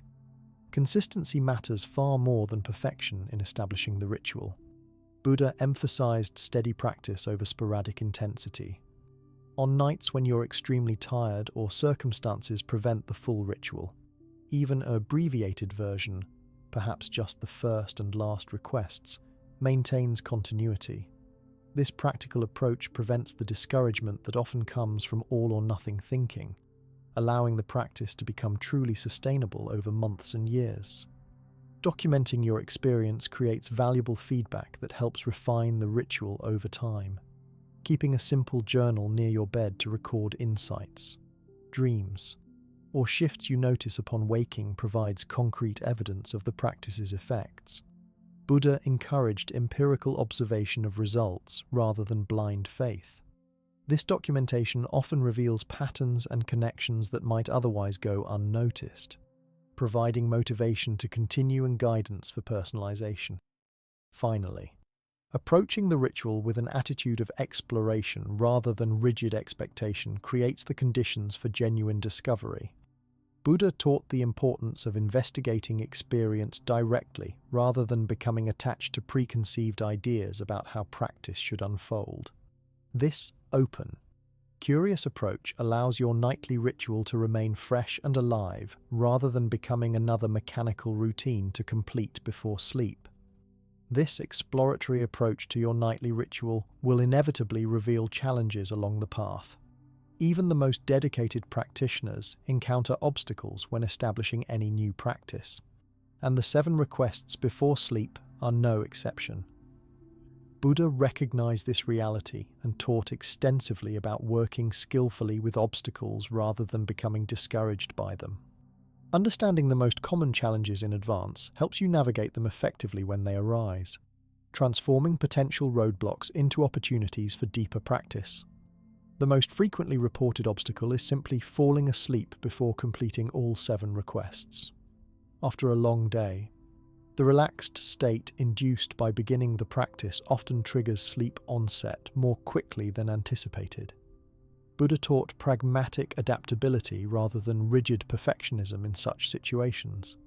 If you find yourself consistently falling asleep mid-practice, try starting the sequence slightly earlier, sitting up rather than lying down for the first few requests, or mentally prioritizing which requests feel most essential for your current life circumstances, so those come first in your sequence. Another common challenge involves the mind becoming flooded with thoughts, worries, or planning for the next day precisely when you're trying to focus on the requests. Buddha described this as the mind's habitual momentum and taught specific antidotes. One effective approach involves briefly acknowledging these thoughts by mentally noting thinking or planning, then gently but firmly returning attention to the request at hand. This redirection itself constitutes valuable practice, gradually retraining the mind's tendency to proliferate thoughts at bedtime. Physical discomfort frequently arises during the practice, whether from the day's accumulated tension or simply becoming aware of sensations previously ignored in the busyness of daily activities. Buddha advised neither suppressing these sensations nor becoming overly focused on them. Brief, conscious relaxation of tense areas before beginning the requests often helps, as does the mental note feeling when sensations arise during practice. This acknowledges the experience without allowing it to become the primary focus, maintaining continuity with the requests themselves. Emotional resistance sometimes emerges unexpectedly during specific requests. You might notice reluctance around the prosperity request if you carry unconscious beliefs about money being spiritually problematic, or resistance to the compassion request if certain relationships feel particularly challenging. Buddha taught that noticing such resistance with kind awareness rather than self-judgment transforms these moments into valuable insights about unconscious patterns. Simply observing resistance present creates space around the emotion, allowing you to proceed with the request even if the feeling remains. Inconsistency presents a significant obstacle for many practitioners. Life circumstances, travel, illness, or simply forgetting can interrupt the practice momentum. Buddha emphasized the importance of returning without self-criticism whenever practice lapses. One helpful approach involves creating environmental triggers that remind you of the practice, perhaps a special object on your nightstand or a subtle mark on your pillow. These physical cues bypass the thinking mind, activating procedural memory that helps re-establish consistency. Some practitioners encounter what feels like plateauing, periods where the practice seems to lose its initial freshness or impact. Buddha described this as a natural part of any practice trajectory rather than a problem to solve. During such periods, slight variations can reinvigorate engagement, perhaps exploring different visualizations, adjusting the wording of requests, or focusing particular attention on the physical sensations that accompany each request. These adjustments maintain the practice's essential structure while bringing fresh awareness to different aspects. Skepticism sometimes arises even among committed practitioners, questioning whether the requests actually influence sleep processing or life experience. Buddha encouraged empirical investigation rather than blind faith or dismissive doubt, keeping a simple record of insights, dream content, or mood upon waking provides concrete evidence of effects that might otherwise go unnoticed. This documentation often reveals subtle patterns of change that answer skepticism more effectively than abstract arguments. External disruptions frequently challenge the practice, perhaps a partner's different sleep schedule, children needing attention, or noise in your environment. Buddha taught the importance of working with circumstances as they are rather than requiring perfect conditions. Some practitioners use gentle background sounds to mask environmental noise, while others establish clear agreements with household members about their practice time. Flexibility about timing sometimes proves more sustainable than rigid adherence to a specific schedule. The inner critic often emerges during practice, judging your performance as inadequate or comparing your experience to idealized expectations. Buddha specifically warned against this tendency, noting how self-judgment creates precisely the mental agitation the practice aims to transform. The simple recognition criticizing when such thoughts arise helps create distance from their content, allowing you to return to the requests with kind awareness rather than perfectionistic striving. Perhaps the subtlest obstacle involves the practice becoming mechanical, robotically reciting requests without genuine presence or intention. Buddha emphasized that mindless repetition yields limited benefit compared to fewer repetitions performed with full awareness. Periodically refreshing your understanding of each request's deeper meaning and consciously reconnecting with your motivation for the practice helps prevent this automaticity, maintaining the alive quality that makes the requests transformative. Impatience for results challenges many practitioners, particularly in our culture of immediate gratification. Buddha taught the gradual, cumulative nature of mind training, comparing it to filling a water jar drop by drop. Understanding the neurological reality that sustainable change requires establishing new neural pathways through consistent repetition helps calibrate expectations appropriately. Noticeable shifts often emerge unexpectedly precisely when you've stopped looking for dramatic breakthroughs and simply committed to the practice itself.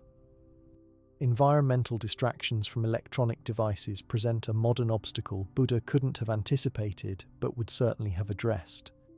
The stimulation from screens, particularly the blue light that suppresses melatonin production, directly counteracts the brain state most conducive to effective practice. Establishing a technology boundary, perhaps 30 minutes without screens before beginning the requests, creates conditions where the practice can achieve its full potential without fighting unnecessary neurological activation. These obstacles aren't signs of failure, but natural aspects of the practice journey that everyone encounters in some form. Buddha consistently emphasized that working skillfully with obstacles constitutes the practice itself rather than interrupting it. Each challenge you navigate develops precisely the qualities of awareness, patience, and kind persistence that make the 7 requests increasingly powerful over time. This perspective transforms obstacles from discouraging roadblocks into valuable opportunities for deepening your practice. As you work through these common obstacles, you'll likely notice the practice beginning to influence not just your waking experience, but your dream life as well. The relationship between the 7 requests and dreaming represents one of the most fascinating dimensions of this practice. Buddha taught extensively about the potential of dream consciousness for spiritual development, recognizing that the sleeping mind offers unique opportunities for transformation not available in waking states. The pre-sleep requests serve as powerful seeds that can blossom into extraordinary dream experiences when planted with consistent awareness. Dreams represent the mind's processing of impressions, emotions, and experiences, not random mental static but meaningful activity that continues the brain's integrative work during sleep. When you make the 7 requests before sleeping, you're essentially providing direction for this processing, influencing both dream content and the quality of awareness within the dream state. Many practitioners report their dreams gradually becoming more coherent, meaningful, and consciously accessible after establishing the nightly request practice. The most remarkable development for many practitioners involves lucid dreaming, becoming aware that you're dreaming while still in the dream state. Buddha discussed this phenomenon in several teachings, considering it valuable for spiritual development precisely because it reveals the constructed nature of experience. While modern research has confirmed and categorized lucid dreaming scientifically, Buddhist practitioners have been cultivating this skill for centuries through systematic practices that bear striking resemblance to contemporary techniques. The 7 requests naturally promote lucidity because they establish conscious intention before sleep. The request for wisdom and clarity proves particularly effective as a lucidity trigger, especially when you specifically include the intention to recognize the dream state when it arises. Many practitioners add a brief additional request. May I recognize when I'm dreaming and maintain clear awareness within the dream state? This simple addition dramatically increases the likelihood of lucidity developing over time. Dream signs serve as powerful triggers for lucidity when incorporated into your practice. These are recurring elements in your personal dream landscape that can signal you're dreaming if you learn to recognize them. Some practitioners keep a dream journal beside their bed, noting recurring themes, locations, or dream characters. Before making the 7 requests, briefly reviewing these personal dream signs and setting the intention to recognize them if they appear creates a strong connection between the waking intention and dream recognition. Reality testing strengthens the lucid dreaming connection when practiced regularly during waking hours.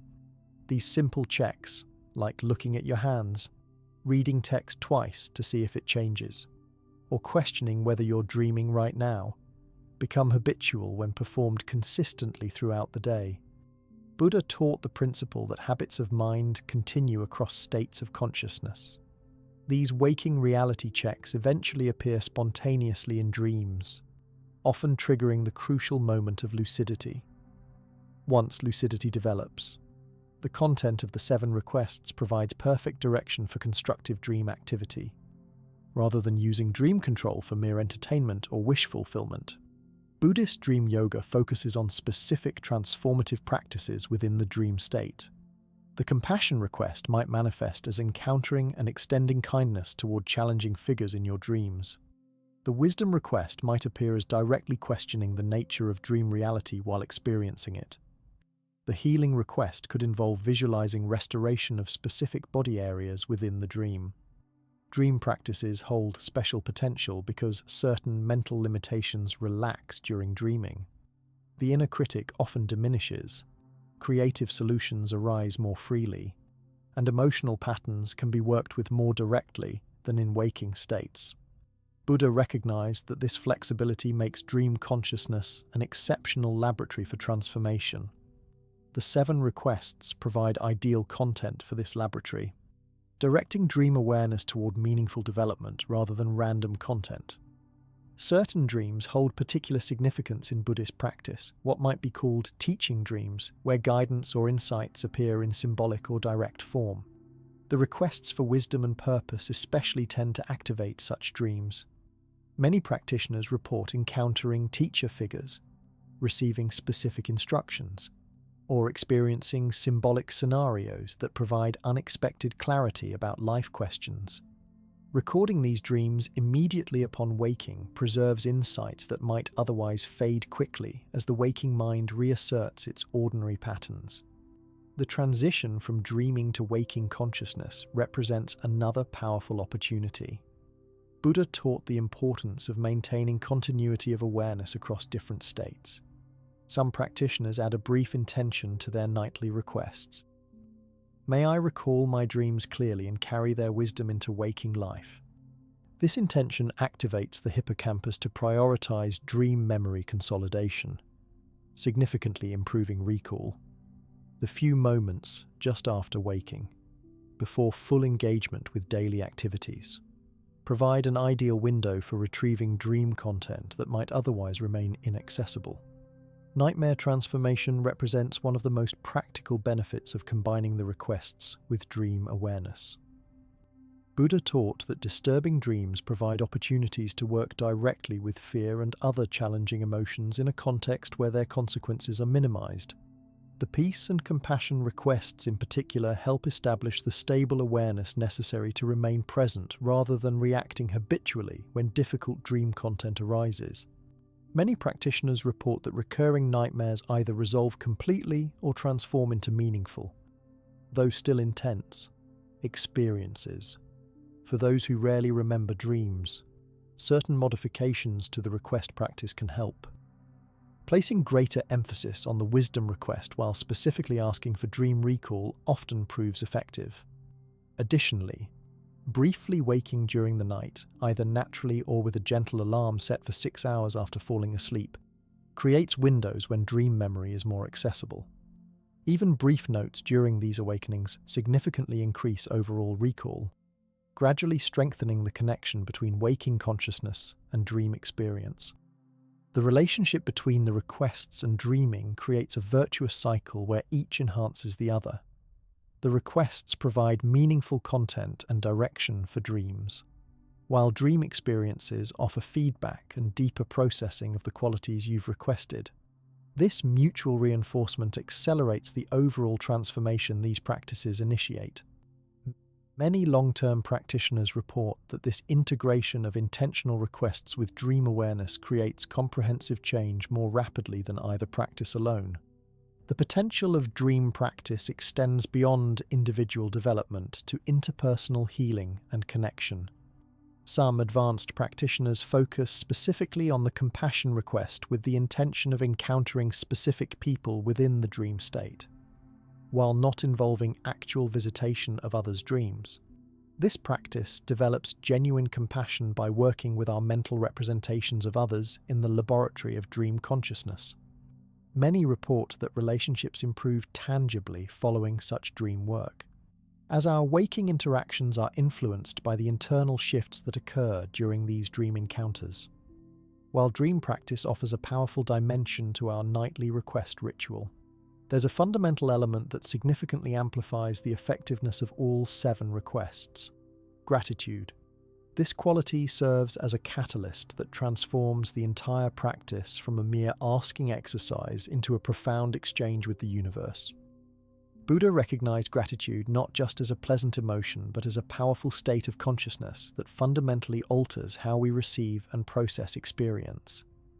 Incorporating gratitude deliberately into your nightly practice creates ideal conditions for the requests to manifest with greater potency and speed.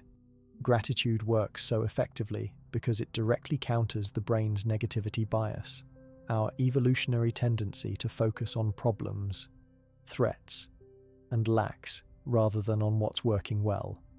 This bias, while useful for survival in hostile environments, creates an ongoing background sense of dissatisfaction that blocks the very things we're requesting. When we practice gratitude before making our 7 requests, we temporarily suspend this negativity bias, creating a window where our consciousness becomes receptive rather than defensive or lacking. This shift in baseline perception makes an enormous difference in how effectively the requests can take root. The neurochemistry of gratitude explains much of its amplifying power. Research shows that genuine gratitude practice activates the brain's production of dopamine and serotonin, neurotransmitters associated with well-being, pleasure, and receptivity to new patterns. These chemicals create ideal conditions for neuroplasticity, the brain's ability to form new neural connections. When you precede the 7 requests with even brief gratitude practice, you're essentially preparing the neurological soil to receive these seeds more effectively, significantly enhancing their ability to create lasting changes in your brain's default functioning. Buddha taught the importance of what might be called authentic gratitude, appreciation that arises from genuine recognition rather than forced positivity. This authentic quality comes from specifically identifying actual experiences, people, opportunities, or qualities in your life that genuinely evoke appreciation. Before beginning the 7 requests, taking just a minute to bring to mind 3 to 5 specific things you're truly grateful for activates this brain state far more effectively than generic statements or rote repetition of gratitude phrases. The emotional resonance of gratitude directly influences the effectiveness of visualization associated with the requests. Research in psychoneuroimmunology shows that positive emotional states dramatically enhance the body's response to mental imagery. When you make the healing request while in a state of gratitude, for instance, the body responds more strongly to healing visualizations than when the same images are generated from a neutral or negative emotional baseline. This enhanced response applies to all 7 requests, each benefiting from the amplified signal that gratitude creates. Gratitude serves another crucial function by countering the subtle sense of demanding or grasping that can unconsciously accompany requests. Buddha cautioned against approaching spiritual practice with a demanding attitude, noting how this creates precisely the tension and separation that blocks fulfillment. Genuine gratitude naturally dissolves this demanding quality, replacing it with receptive awareness that paradoxically makes fulfillment more likely. Many practitioners report that adding gratitude to their practice transformed the requests from what felt like asking an external power for gifts to recognizing and aligning with what's already available. The sequence of gratitude matters for maximizing its amplifying effect.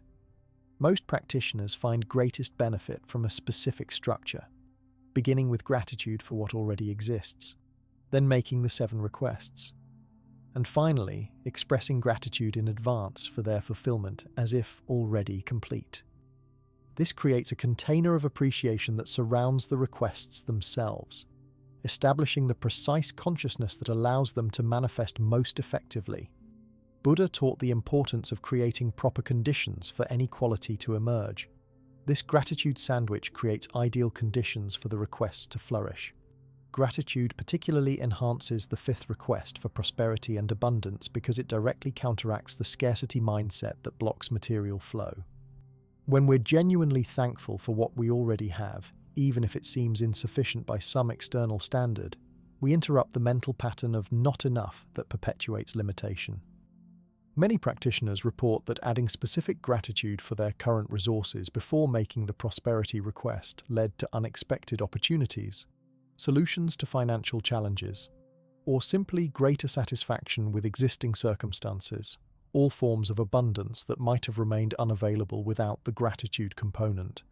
The relationship between gratitude and sleep quality creates another amplifying effect.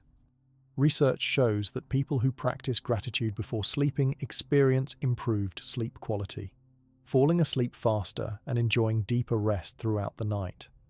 Since the effectiveness of the 7 requests depends partly on how they're processed during sleep cycles, anything that enhances sleep quality naturally amplifies their impact. This creates a virtuous cycle where gratitude improves sleep. Better sleep enhances the request's effectiveness, and the fulfilled requests generate more genuine gratitude. For those who struggle with consistent practice of the 7 requests, Gratitude offers a perfect entry point because it's generally easier to access than some of the more advanced states the requests themselves target. Even on difficult days when peace feels elusive or purpose seems unclear, most people can identify at least small things that generate genuine appreciation. Beginning with this accessible entry point creates momentum that makes continuing with the more challenging aspects of the practice more likely, improving overall consistency, which Buddha identified as more important than perfection in any individual practice session. The tone or feeling quality of gratitude matters significantly. Buddha distinguished between conceptual understanding and felt experience, emphasizing that the latter creates much deeper transformation. When practicing gratitude before the requests, allowing yourself to actually feel the appreciation in your body, perhaps as warmth in the chest, relaxation in the face, or a sense of opening, amplifies its effectiveness dramatically compared to merely thinking about things you should feel grateful for. This embodied gratitude activates the entire nervous system, creating whole-body receptivity to the requests that follow. Many practitioners find that gratitude naturally evolves through consistent practice. What begins as appreciation for obvious blessings gradually expands to include challenges, difficulties, and even painful experiences recognized as opportunities for growth. Buddha taught that the highest form of gratitude embraces the entire spectrum of experience without dividing it into preferred and rejected aspects. As your practice deepens, you might notice spontaneous gratitude arising for precisely those life circumstances that previously triggered complaint or resistance, indicating a fundamental shift in perception that greatly enhances your capacity to receive all that the 7 requests might manifest. The amplifying effect of gratitude extends beyond the individual to create ripple effects in relationships and community. Research shows that grateful people act more generously, compassionately, and cooperatively than those focused on lacks or entitlements. As your nightly gratitude practice deepens, you'll likely notice these prosocial qualities emerging more spontaneously in daily interactions. This creates supportive conditions where the qualities you're requesting, especially compassion, wisdom, and purpose, find fertile ground for expression in your external circumstances as well as your internal experience. The consistent practice of gratitude before your nightly requests gradually reshapes your entire orientation to life, creating what psychologists call a positive attentional bias that counterbalances the brain's inherent negativity bias. Rather than having to generate gratitude deliberately each night, you'll likely find grateful awareness arising spontaneously throughout the day as your perceptual filters shift to notice blessings that were always present but previously overlooked.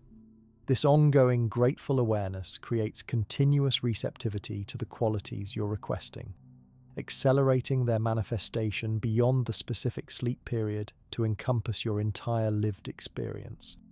This amplified receptivity through gratitude creates perfect conditions for perhaps the most tangible evidence of the 7 requests' effectiveness, their influence on your morning experience.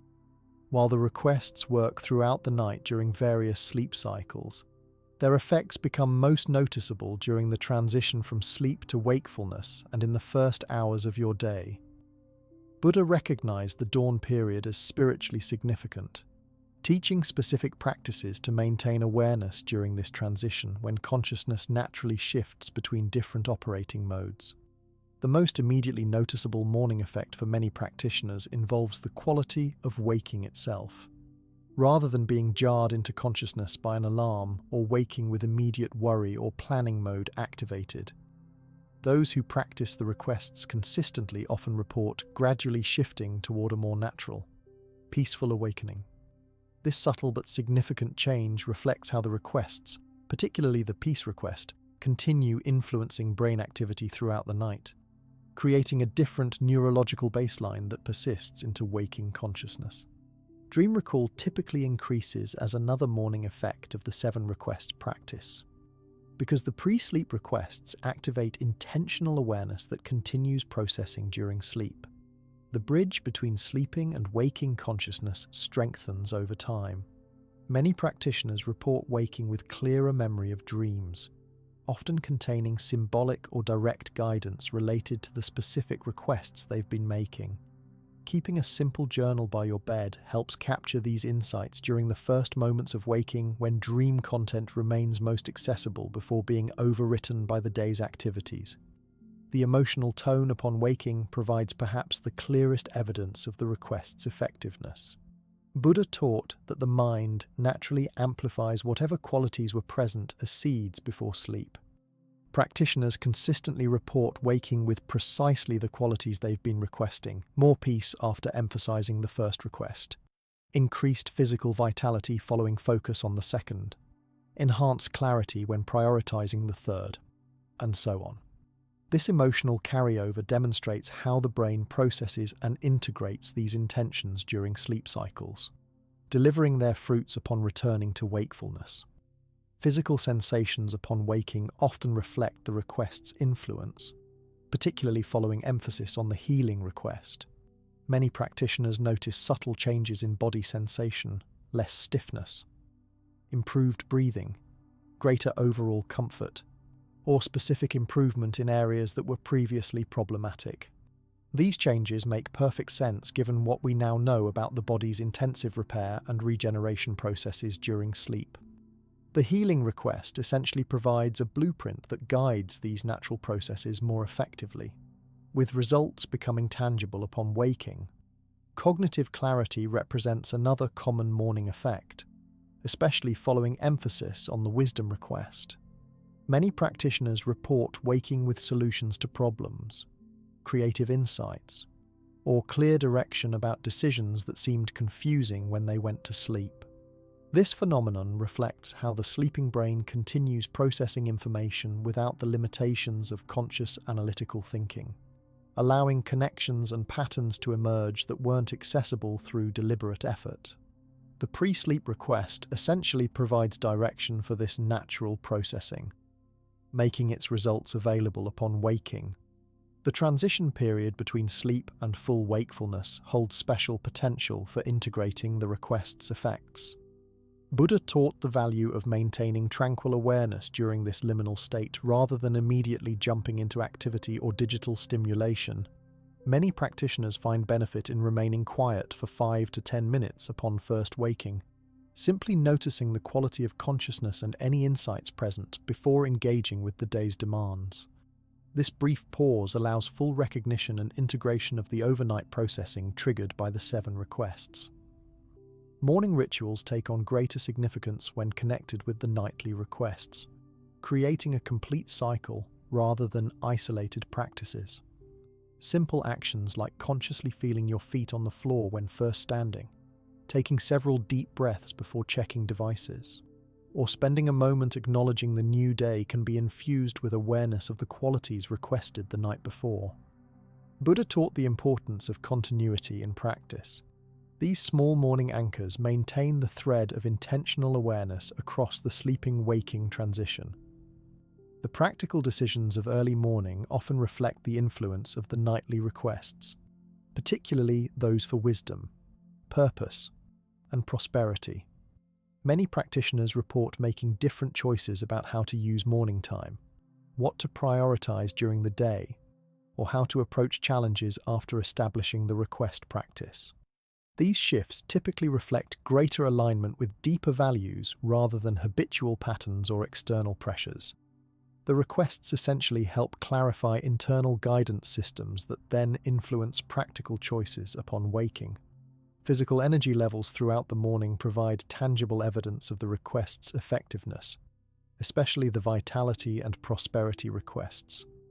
Consistent practitioners often report more stable energy, reduced dependence on caffeine or other stimulants, and greater capacity to maintain focus during morning activities. These changes reflect how the requests influence not just subjective experience, but actual physiological functioning, optimizing the body's natural rhythms and resource management in ways that become most noticeable in the hours after waking. The morning benefits of this practice aren't limited to adults. One of the most beautiful aspects of Buddha's teachings is their adaptability across age groups and family situations. The 7 requests before sleep can be meaningfully modified for children and integrated into family routines, creating powerful shared experiences that benefit everyone in the household. Buddha himself taught differently to children than to adults, recognizing that spiritual practices must meet people at their developmental level while maintaining the essential principles intact. Children naturally respond to pre-sleep rituals, as their minds are particularly receptive to pattern and routine. The key to adapting the 7 requests for younger ages lies in simplifying the language while preserving the core intention behind each request. For example, the peace request might become, "I ask for a happy, calm mind and peaceful sleep," while the healing request could be phrased as, "I ask for a strong, healthy body full of energy." These simpler formulations remain true to Buddha's original intent while using concepts and vocabulary accessible to children. Visualization works especially well when adapting the requests for children, as their imaginations are typically vivid and less constrained by conceptual limitations. Rather than abstract requests, encourage children to imagine peace as a favorite color filling their body, healing as magical light making their body strong, or compassion as sending heart hugs to friends, family, and even people they don't get along with.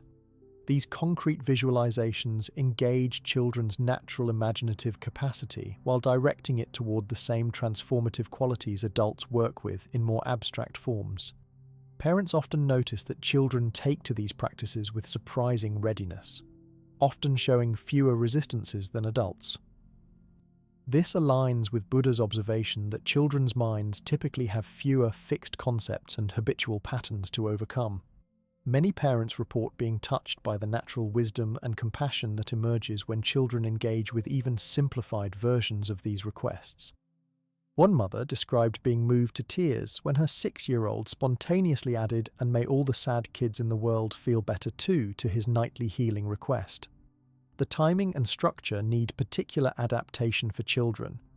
While adults might practice the requests as they're falling asleep, children benefit from incorporating them into a slightly earlier bedtime routine when they're still alert enough to participate fully. Many families find success integrating the requests after bath time or story reading, but before the final tucking in. Buddha emphasized meeting practitioners where they are, with children. This often means working with shorter attention spans through briefer but fully engaged practice. Creating physical anchors helps children maintain connection with the practice. Some families use special stuffed animals designated as request buddies who participate in the nightly ritual. Others create simple hand gestures associated with each request or use touchstones like smooth stones or small meaningful objects that children can hold while making their requests. These tangible elements bridge abstract concepts with physical experience, making the practice more accessible and memorable for younger minds. The family dimension adds particular power to this practice. Buddha taught the importance of Sangha, spiritual community that supports individual development. When families practice together, even in adapted forms, they create a supportive field that strengthens everyone's practice. Many parents report that establishing the 7 requests as a family routine creates a special bonding time that children look forward to, while simultaneously reducing bedtime resistance and sleep problems that often challenge family evenings. The requests can grow with the child, becoming more sophisticated as cognitive and emotional development advances. What begins as "I ask for happy dreams" might eventually evolve into more mature formulations about peace and clarity. This gradual elaboration maintains continuity of practice through different developmental stages, creating a spiritual foundation that can expand naturally over time. Buddha often taught in progressive stages, recognizing that spiritual understanding deepens through layers of increasingly subtle realization rather than through sudden leaps. For teenagers, who often experience significant sleep disruption due to biological changes and social pressures, the requests offer particular benefit when presented in age-appropriate language that respects their growing autonomy. Framing the practice as a science-backed approach to mental wellness often resonates better than emphasizing traditional spiritual dimensions. Many parents find that teenagers engage more readily when the requests are presented as practical tools for handling stress, improving performance, and navigating social challenges rather than as religious or spiritual practices. Family adaptations also include considerations for special circumstances. Children with attention challenges might benefit from shorter practice with more physical movement incorporated before the quiet request period. Children processing trauma might need particular emphasis on the safety and peace aspects before other dimensions are introduced. Buddha consistently emphasized skillful means, adapting practices to address the specific conditions and needs of different individuals rather than applying one-size-fits-all approaches. Creating continuity between night and morning strengthens the practice for children just as it does for adults. Simple morning check-ins like, "How did you sleep?" or "Did you have any interesting dreams?" help children connect their pre-sleep practice with waking experience. Some families incorporate brief morning gratitude moments that reference the qualities requested the night before, creating a complete cycle that children can recognize and internalize. These connections help children develop awareness of how their mental states influence their experience, a foundational insight in Buddha's teachings. The long-term benefits of introducing children to these practices extend far beyond improved sleep. Children who learn to work consciously with their mind states before sleep are essentially receiving tools for emotional regulation, stress management, and positive intention setting that may serve them throughout life. Research in developmental psychology confirms that childhood patterns around sleep and emotional processing create templates that often persist into adulthood. By introducing positive practices during these formative years, parents offer children resources that may support their well-being for decades to come. Parents often report unexpected benefits from implementing these practices with their children. Beyond the direct effects on sleep quality and morning mood, many notice improvements in children's overall emotional vocabulary, capacity for empathy, and ability to articulate their inner experience. These broader developments reflect how the requests naturally cultivate greater awareness of internal states and connections with others, key aspects of emotional intelligence that Buddha recognized as essential for human flourishing. The beauty of family practice lies in its bidirectional influence. Children often remind adults of the simplicity and directness that can get lost in more complicated adult approaches. Many parents report that practicing with their children reconnects them with the innocent wonder and straightforward intention that characterized their own early spiritual experiences. Buddha often pointed to childlike qualities like openness, curiosity, and present moment awareness as spiritual strengths rather than limitations, suggesting that adults have as much to learn from children's approach as children do from adult guidance. This integration of spiritual practice across generations creates a foundation for ongoing family connection around values and inner development. In a world where families often struggle to find meaningful shared activities beyond entertainment or logistics, the 7 requests offer a simple but profound way to nurture the inner life of the family as a whole.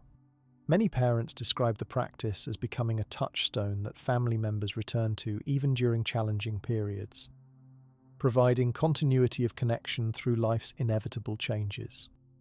The 7 requests practice bridges beautifully not only across generations, but also across different spiritual traditions. One particularly fascinating connection exists between Buddha's 7 requests and the ancient system of 7 chakras described in yoga traditions.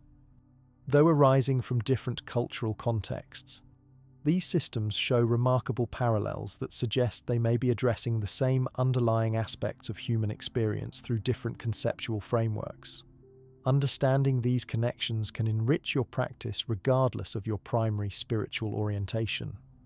The first request for peace and mental serenity correlates with the 7th chakra, the crown center at the top of the head associated with higher consciousness and spiritual connection. Both address the quality of mental clarity and transcendent awareness that exists beyond ordinary thinking. In yoga philosophy, the crown chakra represents our connection to universal consciousness. Buddha's peace request similarly invites us to access the natural tranquility that exists prior to conceptual thought. Practitioners often report sensing energy or tingling at the crown of the head when making the peace request, suggesting a direct physical correlation with this energy center. The second request for physical healing and vitality connects naturally with the first chakra, the root center at the base of the spine associated with survival, health, and physical vitality. Both address our fundamental relationship with physical existence and the body's natural healing capacities. Yoga traditions describe the root chakra as the foundation of our energy system, where basic life force is generated and stored. Buddha's healing request similarly acknowledges the body as the foundation for all other aspects of our experience. The grounding quality of this request often creates sensations of warmth or stability in precisely the areas associated with the root chakra. The third request for wisdom and mental clarity correlates with the sixth chakra, the third eye center between the eyebrows associated with insight, intuition, and clear perception. Both address our capacity to see beyond surface appearances to deeper truths. Yoga traditions describe this center as the seat of inner vision where intuitive knowing arises. Buddha's wisdom request similarly invites direct perception beyond conceptual knowledge. Many practitioners spontaneously focus attention in the forehead region when making the wisdom request, suggesting an intuitive recognition of this connection. The fourth request for compassion and connection with all beings aligns perfectly with the fourth chakra, the heart center associated with love, compassion, and relationship. Both address our fundamental capacity for empathetic connection beyond self-interest. Yoga traditions describe the heart chakra as the great integrator where dualities harmonize through love. Buddha's compassion request similarly invites us to transcend the illusion of separation through genuine care for others. The warm, expansive sensation in the chest that often accompanies the compassion request directly corresponds to classical descriptions of activated heart chakra energy.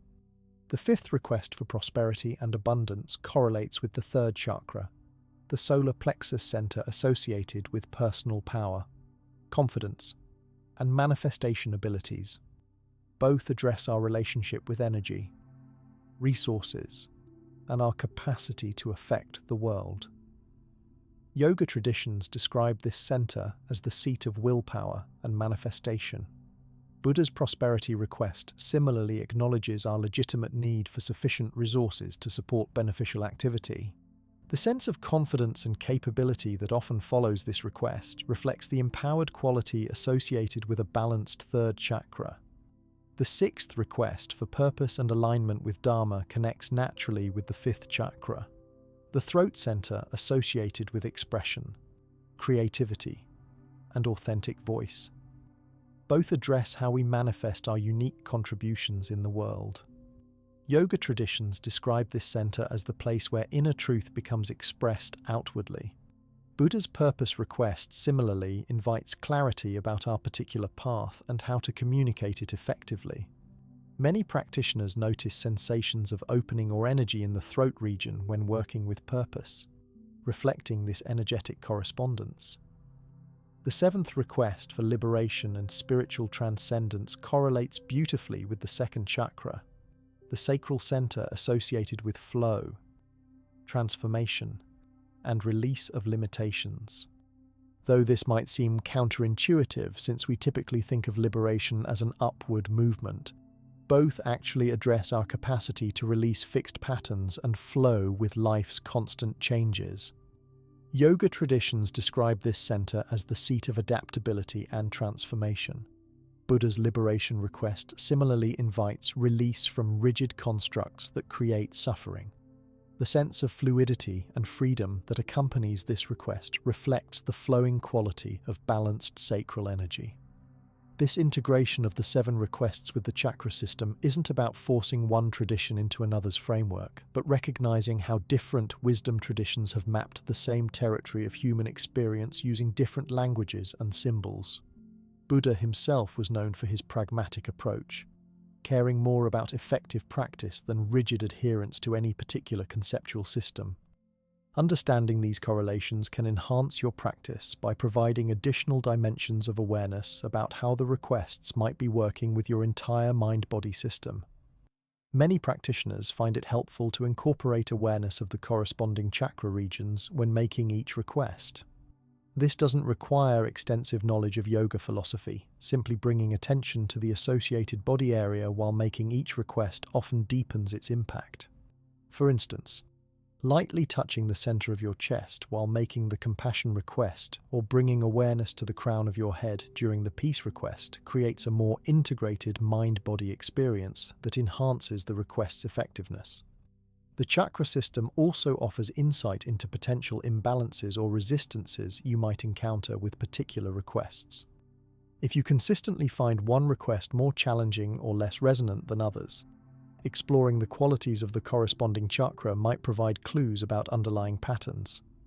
For example, difficulty with the prosperity request might reflect imbalances in how you embody personal power and agency. Traditional third chakra themes. This awareness can help direct your practice toward areas of greatest growth potential rather than simply reinforcing already developed qualities. Understanding the connections between the 7 requests and various energy centers in the body provides valuable context, but the real proof of any practice lies in its tangible effects over time. That's where keeping a transformation journal becomes particularly powerful. Buddha emphasized the importance of direct observation and personal verification rather than blind faith or theoretical understanding. A dedicated journal for tracking your experience with the 7 requests serves as both a record of your journey and a tool that actively enhances the practice itself by strengthening your awareness of subtle changes that might otherwise go unnoticed. The most effective approach involves keeping a simple notebook beside your bed specifically for this purpose. Many practitioners find that a physical journal works better than digital options for this particular practice. The physical act of writing engages different brain regions than typing, often accessing more intuitive and emotionally nuanced awareness. Additionally, avoiding screens before sleep and immediately upon waking helps maintain the receptive brain states most conducive to both the practice itself and accurate recording of its effects. Morning recording proves especially valuable, as this captures insights and experiences closest to their occurrence before the day's activities overwrite subtle impressions. A brief morning entry might include dream content related to your requests, the emotional and physical state you woke with, any insights or solutions that arrived upon waking, and general observations about sleep quality. These morning notes don't need to be elaborate. Even a few sentences capturing key observations provides valuable data over time. Evening recordings complete the cycle, creating a full picture of how the requests influence your daily experience. Before beginning each night's practice, taking a moment to note how the qualities you've been requesting manifested during the day helps build awareness of the practice's cumulative effects. Did you notice more instances of the peace you've been requesting? Did opportunities for prosperity appear in unexpected forms? Did your sense of purpose become clearer through specific situations? These observations create a feedback loop that strengthens your recognition of how the requests are working in your life. The transformation journal becomes particularly valuable during periods when progress seems slow or uncertain. Buddha taught that spiritual development rarely proceeds in a straight line, but typically includes plateaus and even apparent regressions alongside breakthroughs and clear advancement. During challenging periods, reviewing your journal often reveals subtle patterns of positive change that weren't obvious in day-to-day experience.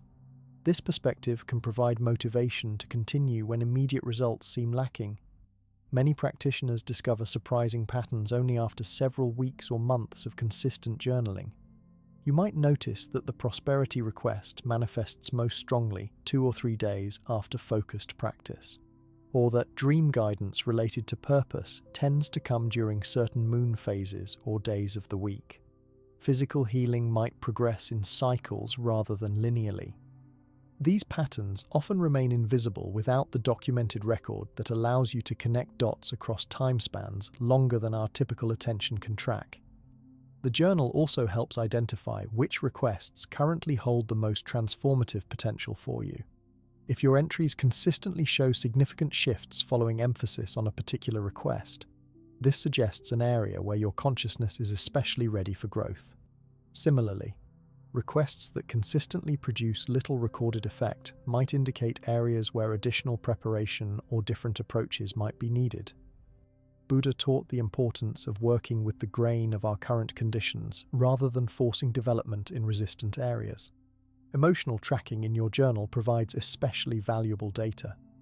Many practitioners notice that emotional patterns shift before external circumstances change. For instance, experiencing more internal peace even while external conditions remain challenging, or feeling a sense of purpose before its specific form becomes clear. These emotional shifts often represent the first signs that the requests are taking root, eventually manifesting in more tangible ways as the new internal patterns strengthen and begin influencing your perceptions and choices. The Transformation Journal also serves as a powerful reminder of how far you've come. After 6 months or a year of practice, comparing current entries with those from when you began often reveals remarkable shifts that happen so gradually they escape notice in real time. This documented evidence of transformation strengthens faith in the practice during challenging periods and helps calibrate your understanding of how growth actually occurs, typically through consistent small shifts rather than dramatic overnight changes. Bossy. Many practitioners discover that the journaling process itself becomes a form of meditation that enhances the original practice. The act of reflecting on your experience with the 7 requests develops meta-awareness, the ability to observe your own patterns with increasing clarity and objectivity. Buddha considered this developing capacity to witness your own experience without being completely identified with it a cornerstone of spiritual development. The journal essentially trains this witness consciousness through regular documentation practice.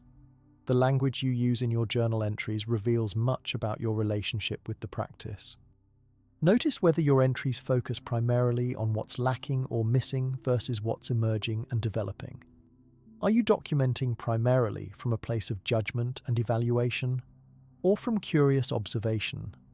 Over time, many practitioners notice their journal language naturally shifting toward greater acceptance, curiosity, and appreciation as the practice itself transforms their fundamental orientation toward experience.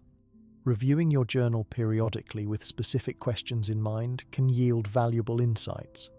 Every few months, you might look back through entries asking, which request has produced the most noticeable effects? Have certain visualization approaches worked better than others?